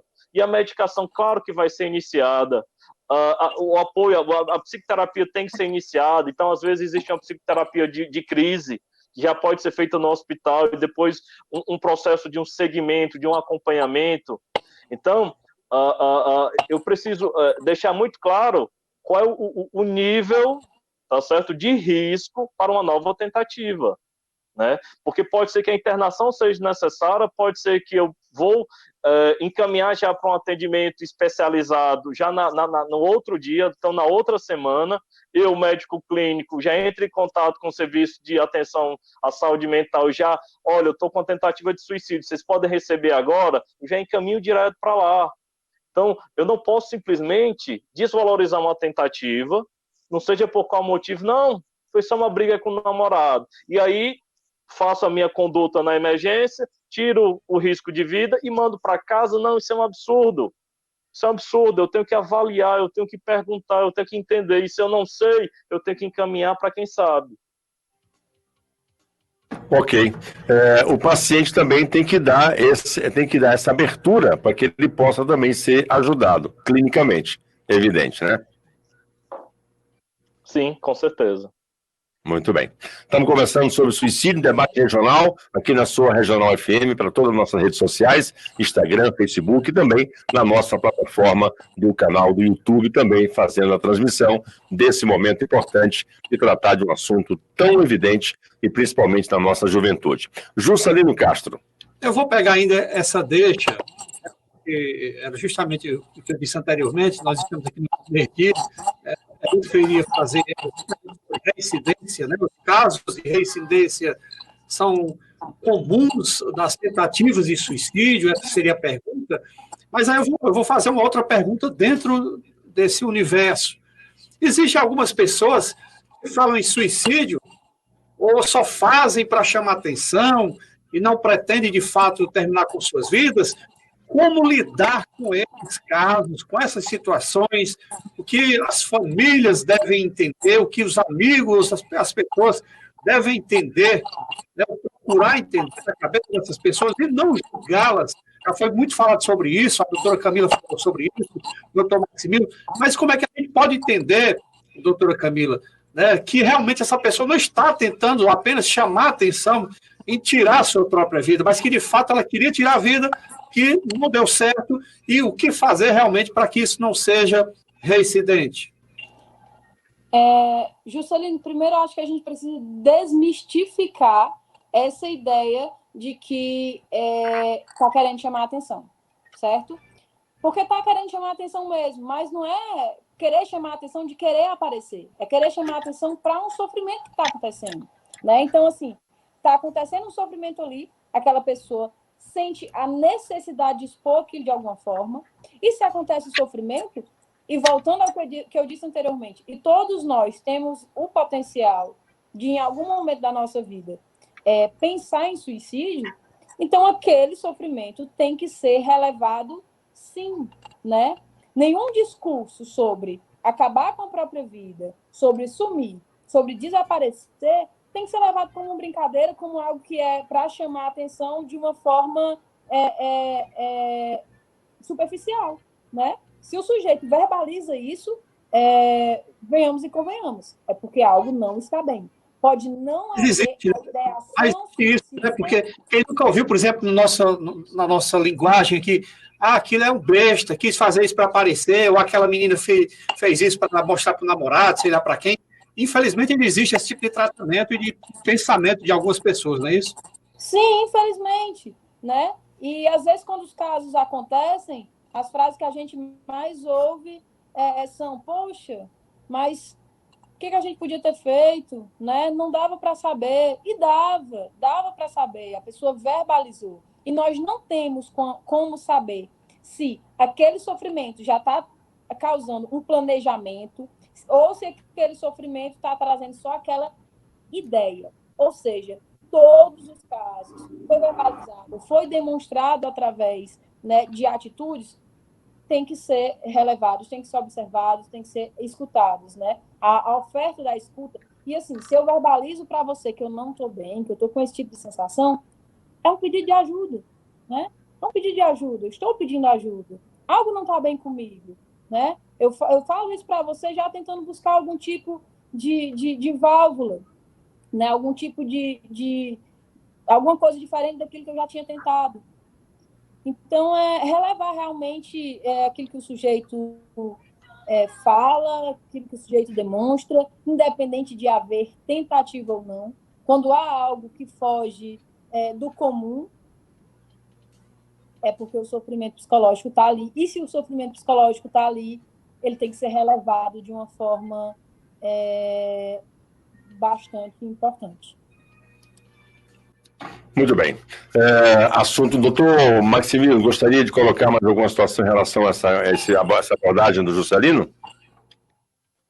Não, tranquilo. Eu acho que a doutora Camila respondeu muito bem. Assim, a princípio, tranquilo.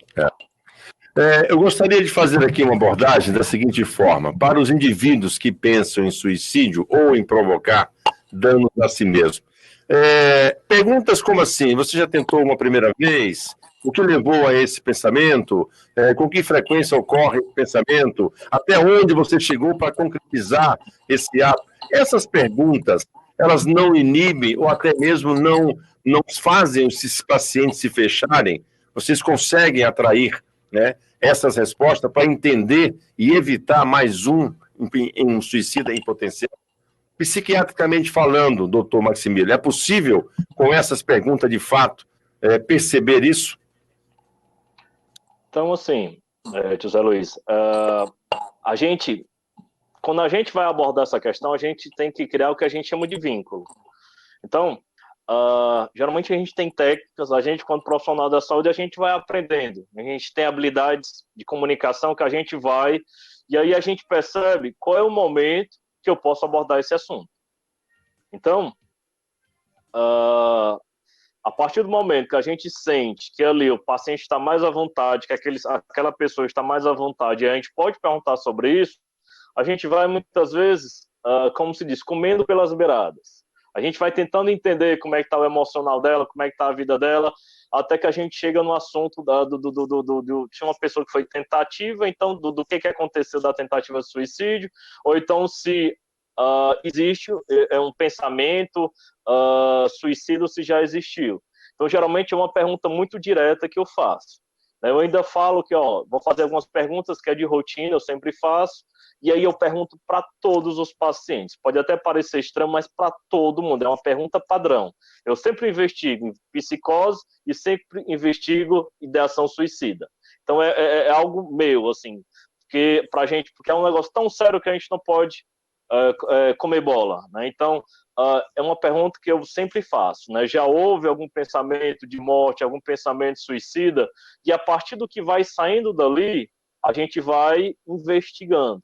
Muitas vezes, a resposta pode ser de cara não, mas o corpo fala. Você percebe, seja hesitou na resposta, seja uma mudança na face, seja uma mudança na gesticulação, e muitas vezes insistir um pouco, tentando entender, aí o paciente ele fica à vontade para falar. Porque muitas vezes o paciente ele passa por diferentes profissionais, diferentes, da saúde principalmente, e a questão do escutar, muitas vezes a gente está perdendo. Então, muitas vezes são consultas dinâmicas e objetivas, seja com o médico, seja com o enfermeiro, seja com o dentista, seja com o assistente social, seja, enfim, o educador físico. Então, às vezes, é dado uma certa objetividade, até mesmo com os próprios profissionais da saúde mental. Então, quando ele tem a oportunidade de falar, às vezes ele fica ali em estado de choque. E aí, às vezes, a gente tem que explicar, não, mas eu quero entender, pode falar. E quando o paciente ele tem a oportunidade de falar livremente, sem ser julgado, né? E aí ele vai vendo que está sendo acolhido, existe um ato empático de tentar entender, não existe tanta dificuldade, eu pelo menos não percebo. E a pessoa ela fala sobre os pensamentos, sobre as tentativas passadas, porque ela tem uma necessidade de falar. A gente pode até pensar que inibe, mas não, muitas vezes existe um sofrimento, e quando ela percebe que ela está falando, que ela está sendo acolhida e que está sendo terapêutico para ela, aí que ela fala, tá entendendo? E a gente consegue entender e esclarecer muitas coisas. Então, assim, existe sim os casos daquelas pessoas que elas estão num quadro tão agravado, uma depressão tão grave, que ela não consegue nem expressar. Né? É o que a gente chama de uma depressão melancólica. Então, você não vai conseguir tirar muita coisa dela. Então, quem vai ajudar é a família. Então, tem que fazer uma intervenção, muitas vezes uma intervenção medicamentosa para melhorar o quadro e que ela possa, sim, reagir e sair dessa depressão tão grave que ela se encontrou. Aí, sim, nesse segundo momento, eu vou poder conversar com ela e explorar todas essas questões que o José Luiz falou. Muito bem. Doutora Camila, dentro desse aspecto, né, psicologicamente, como é que se aborda uma pessoa que já teve essa tentativa? É a escuta, né? Ofertar a escuta, é tentar deixar aquela pessoa se sentir. E aí o Maximilo falou muito bem, né? Desse vínculo. Eu costumo tratar como uma aliança terapêutica, é criada uma aliança. Mas aí, geralmente, né, primeiro atendimento, o sujeito chega com a resistência. Como eu atendo muitas crianças e adolescentes nas unidades de saúde, eu sempre, uma das primeiras perguntas que eu faço, até em tom de descontração, veio porque quis ou veio porque sua mãe obrigou? E aí, mesmo que o sujeito vá obrigado, né, com a técnica, com a cautela, com o cuidado, a pessoa vai se abrindo, né? Então, mesmo num primeiro atendimento, mesmo numa triagem, o profissional, ele estando capacitado para aquilo, ele ofertando aquela escuta de uma forma ética, o sujeito acaba, né, se abrindo naquele processo e colocando as questões, mesmo que não haja ainda uma aliança terapêutica fortalecida. Sobre essa escuta, volto a dizer, não é só o psicólogo que pode ofertar, né? Eu vou trazer o acompanhamento psicológico, a busca do encontro do sujeito com ele mesmo, mas essa primeira escuta, geralmente quem faz é alguém próximo, para que ele chegue até nós. Então, assim, por mais que ele chegue com certa resistência no acompanhamento psicológico, o fato dele verbalizar que não estava bem, o fato dele demonstrar através de atitudes que não estava bem, é uma forma dele demonstrar que precisa de ajuda, que quer algum tipo de ajuda. Então, muitas vezes, durante o acompanhamento, a gente tenta ir relevar aquilo que o sujeito demonstra como resistência e, aos poucos, né, como bem disse o doutor Maximilo, comendo pelas beiradas, para que a gente chegue à situação principal. E outro fator importante é deixar o sujeito livre também. Então, às vezes, chega ao acompanhamento, quando há uma questão de tentativa suicida, de ideação, ou falando da tentativa mesmo, ele não vai sozinho. É alguém da família que leva. Então, a família vai relatar uma coisa. O relato do sujeito é totalmente diferente. Então, pode ser que naquele dia ele não queira nem falar sobre aquilo, né? E isso tem que ser respeitado também, né? Cada pessoa tem o seu tempo. Nesse momento pós-tentativa, né, há uma sensação, há um sentimento de frustração também, né? Não vamos romantizar e pensar, houve uma tentativa de suicídio, fulano se arrependeu e não vai mais tentar. Não, a gente não pode romantizar. Na verdade, o sentimento que vem é de frustração porque ele não conseguiu e provavelmente ele já está idealizando outra forma de tentar cometer aquilo. Então, a gente vai estar ali atento para perceber, né, quais são, como o doutor Maximiliano muito bem colocou, os pontos de vulnerabilidade dele, e se há um suporte nesse processo, tentar fazer com que esse suporte, essa família, proteja. Né? Como é que se pode proteger? Né? O doutor Maximiliano falou das vias de hospital e etc. Eu vou falar das teias, né? Da família e das pessoas, amigos, das pessoas que estão ao redor. Como é que eu posso proteger alguém que está na minha casa, que tentou suicídio, ou que eu percebo que vai tentar a qualquer momento, ou vai tentar de novo? Como é que eu posso proteger? Vigiando, certo? Não existe fórmula mágica, é vigiando. Tentando tornar aquele ambiente menos acessível possível ao que possa ser o causador, né, dessa tentativa, ao que possa ser um instrumento dessa tentativa, e vigiar, tá ali sempre atento, né? Levando para a terapia, fazendo acompanhamento psiquiátrico, até que essa forte onda acabe se minimizando e aí a gente consiga entrar num processo de autoconhecimento e busque outras alternativas. Mas, assim, na crise mesmo, no momento de maior tensão, é vigiar, ofertar escuta, deixar que o sujeito fale aquilo que ele se sente à vontade para falar e tentar ter esse trato cuidadoso, cauteloso, permitindo que ele tenha espaço para trazer aquilo que ele quiser trazer e se sinta acolhido de alguma forma. Confiança, né? Adquirir essa confiança. Isso. Né? Muito bem. Estamos conversando sobre suicídio, debate regional nesse sábado, trazendo para você um assunto tão importante, conversando com os nossos convidados, doutora Camila e doutor Maximiliano, tratando de um assunto muito importante para a nossa sociedade. Juscelino Castro. Aproveitando bem o que a doutora Camila acabou de falar, porque nós falamos aqui em atenção, observação, a comportamentos, a potenciais suicidas, né, e muitas vezes dentro do próprio convívio familiar, porém o que de fato a família ou alguém que viva próximo dessa pessoa deva fazer ou dizer, apenas ouvir, como foi dito pela doutora Camila, observar e tirar momentos que possam levar essa pessoa ao suicídio. Não existe algo que a família possa já no primeiro passo, antes de levar essa pessoa ou de convencê-la a procurar um profissional de saúde, seja psicólogo ou psiquiatra, ou é mesmo, são essas duas ferramentas, observação e pedir ou vigilância, né? É isso mesmo, doutor Maximiliano? Assim, a gente precisa entender, existe ainda muito estigma, muito preconceito, e a saúde mental ainda é um tabu na nossa sociedade. Então, eu fico muito feliz e muito grato por todas as oportunidades e sempre que os meios de comunicação, felizmente, abordam o tema da saúde mental. Então, a Regional FM está sendo muito feliz por estar trazendo esse tema e abordando e discutindo aqui com a sociedade.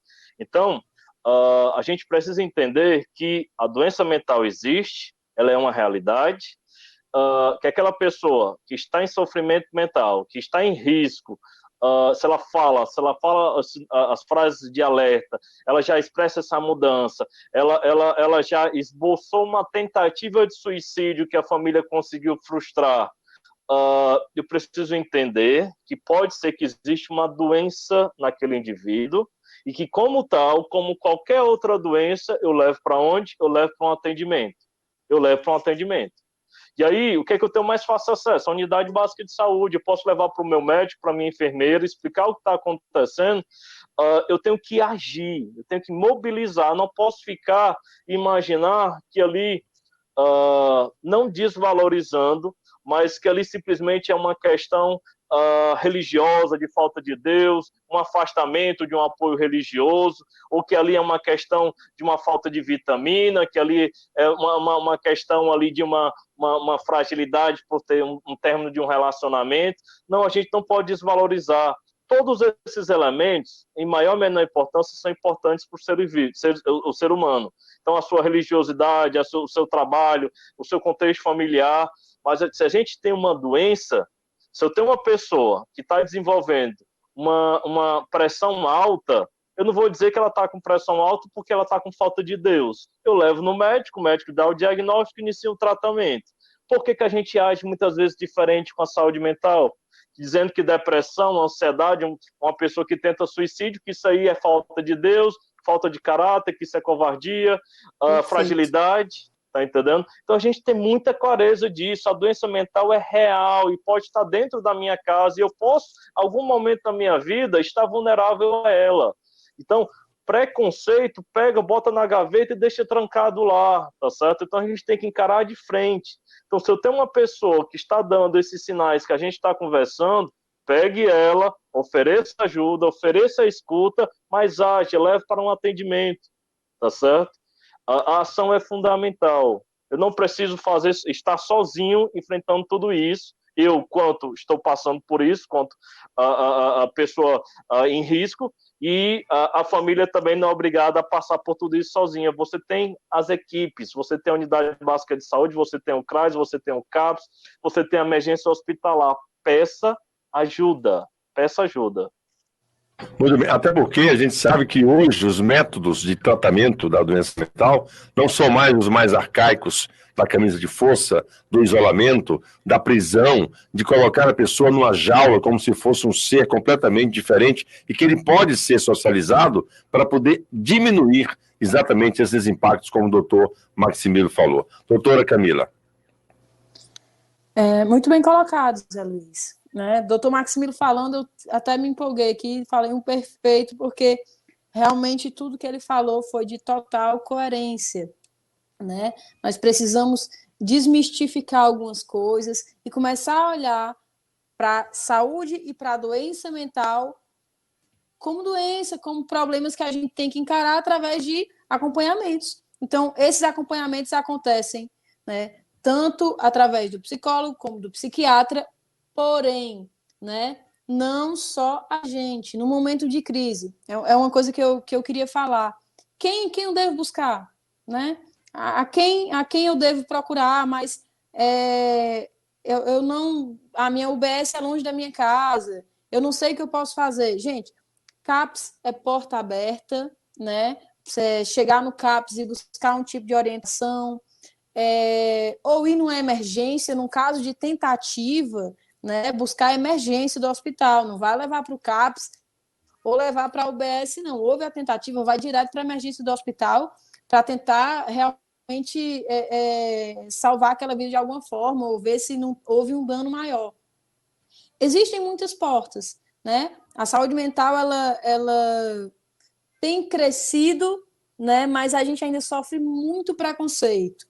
Porque antigamente, e esse antigamente não é há muitos anos atrás, ter qualquer diferenciação. Eu não gosto do termo normal, porque eu acho que o normal ele enquadra, né? E tudo aquilo que é enquadrado prende e fecha. Então, eu não gosto do termo normal. Então, antigamente, tudo que fugia do padrão era colocado como algo, como doença mental. Então, como problema mental. O que acontecia? Os manicômios tinham não só pessoas que sofriam de doenças mentais, mas tinham prostitutas, tinham idosos, mulheres que eram tidas como prostitutas por exemplo, trair o marido, querer divórcio. Então, assim, a saúde mental ela cresceu numa linha de preconceito muito grande, muito grande. Desmistificar isso, acho que é o nosso maior desafio como profissional de saúde, né? Chegar num ponto de dizer, todos nós precisamos de acompanhamento, todos nós temos questões. Eu sou psicóloga, eu faço acompanhamento psicológico toda sexta-feira e com muito orgulho, né?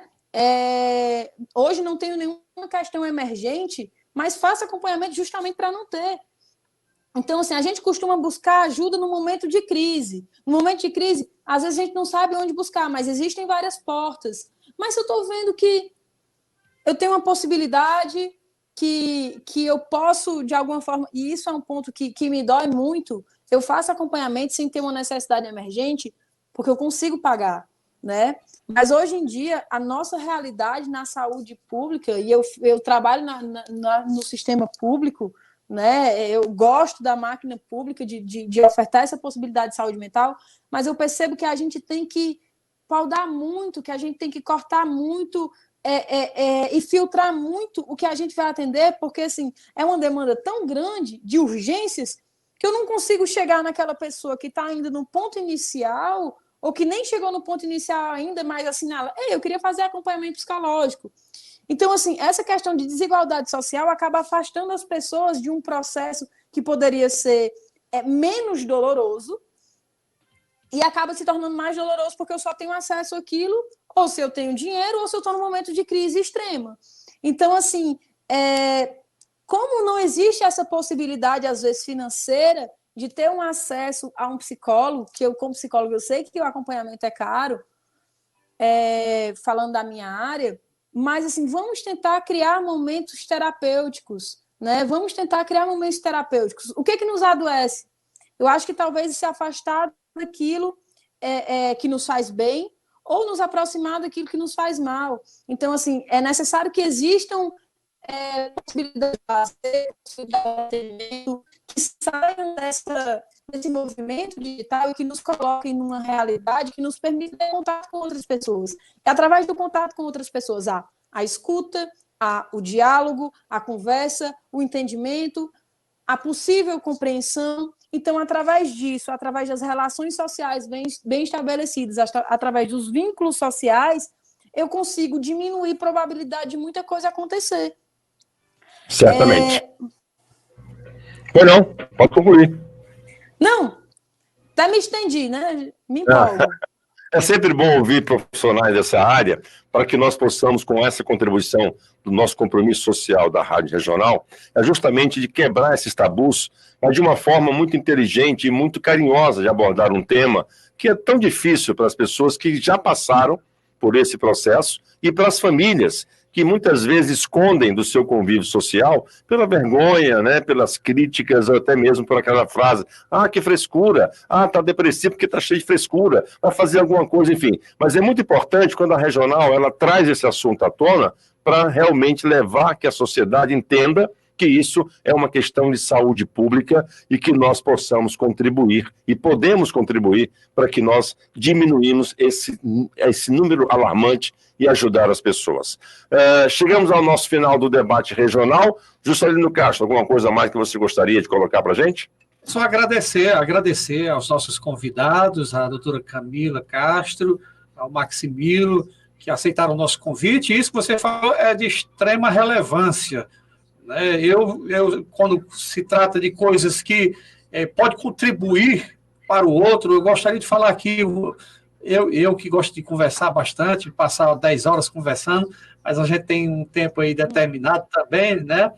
mas é muito importante a gente trazer temas relevantes que contribuam no crescimento das pessoas, e quando se trata de saúde mental, isso com certeza é algo a mais, né? Porque a gente pode estar com essas informações, com esses profissionais, salvando a vida de uma pessoa. Exatamente. Isso a gente tem que ter em mente, né, que as pessoas procurem profissionais, não fique escondido aí na sua toca, no seu esconderijo, quando na realidade você tem a opção de continuar vivendo com qualidade, independentemente da situação ao seu redor. E aí eu gostaria já, Zé Luiz, com sua permissão, claro, trazer a palavra final de cada um dos profissionais, né, a doutora Camila, o doutor Maximilo, deixando uma mensagem final para cada pessoa ou para cada cidadão que precise também de uma ajuda psicológica, de um acompanhamento psicológico.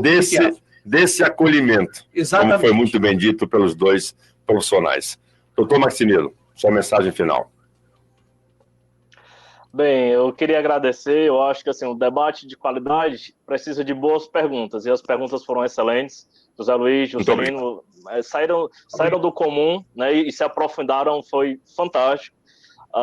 E agradeço, assim, porque aí mostra a qualidade, assim, que a gente se vê instigado a responder e trazer elementos importantes. Então, muito obrigado. Agradeço aí compartilhar essa mesa, por que não dizer, com a doutora Camila, uma psicóloga que eu respeito bastante, gosto muito do trabalho dela. E é isso, eu espero que a gente tenha conseguido levar informação de qualidade. Eu acho que a informação, ela é a etapa inicial que vai fazer com que eu consiga cuidar melhor da minha saúde e das pessoas que convivem comigo. Então é isso, boa tarde a todos e um bom final de semana. Obrigado, doutor. Informar para formar. Doutora Camila. Primeiramente, agradecer a oportunidade, a iniciativa, dizer que eu estou disponível para momentos como esse, porque eu acredito que a informação é o que salva, né? A mídia pode ser utilizada para o bem, e que o Setembro Amarelo não seja o único mês com o Janeiro Branco, que a gente trate e fale sobre saúde mental, que a gente possa tratar sobre isso o ano inteiro. Hoje eu tenho uma mídia, né, que eu utilizo para trazer esse tipo de informação, que é o Instagram. Então, eu queria deixar para quem quiser ter um acesso, ter informação, tirar uma dúvida, né? Se ouviu alguma coisa aqui que ficou com dúvida, ou precisa de algum tipo de escuta, né? Essa ferramenta eu utilizo para isso, né? Para ofertar aquelas pessoas que não podem ou não conseguem chegar até a mim no serviço público ou no privado, e que eu possa levar informação de alguma forma e haver uma troca, né? Porque eu acredito que quando a gente fala de saúde mental, a gente sempre tem muito a aprender. Então, esse momento de hoje foi incrível para mim. É uma honra, né, poder participar de um debate como esse, com dois debatedores, né, 2 entrevistadores que trouxeram perguntas excelentes, e com o doutor Maximilo, como eu disse anteriormente, é o psiquiatra que eu indico, né? A gente não tem nenhum tipo de parceria, mas eu conheço o trabalho dele de observação de perto. Nunca cheguei para ele e disse, doutor, estou lhe indicando, não, fui observando um paciente aqui, outro ali, a conduta terapêutica dele, e realmente é um profissional diferenciado que torna esse momento incrível para mim. Então, meu Instagram de contato... Acertamos em cheio, então. Foi ótimo, para mim foi ótimo. Instagram. O Instagram de contato é @Camila com 2 L's, Castro, Psi. Né? Então, assim, manda direct, se tiver alguma dúvida, algum questionamento, lá tem o link também que leva para o meu WhatsApp profissional. Estou disponível, né, para trazer informação, para ofertar escuta, para quem não consegue ter acesso a mim, né, em outras possibilidades. Doutora, uma boa tarde, um bom fim de semana. Muito obrigado de verdade pela contribuição aqui no nosso debate. Muito obrigado a todos. Um abraço a todos. Juscelino Castro, encerramos mais muito bem no nosso programa Debate Regional. Muito obrigado a todos pelo carinho da audiência e pela confiança, agradecendo a nossa superintendência, Jailton Batista, e ao nosso diretor-geral, Renato Guimarães. A todos, um ótimo sábado, uma boa tarde, um bom fim de semana. Tchau, Juscelino. Até o próximo debate. Um grande abraço aos nossos convidados, a todos os nossos ouvintes. Até o próximo debate. Se Deus quiser. Um abraço.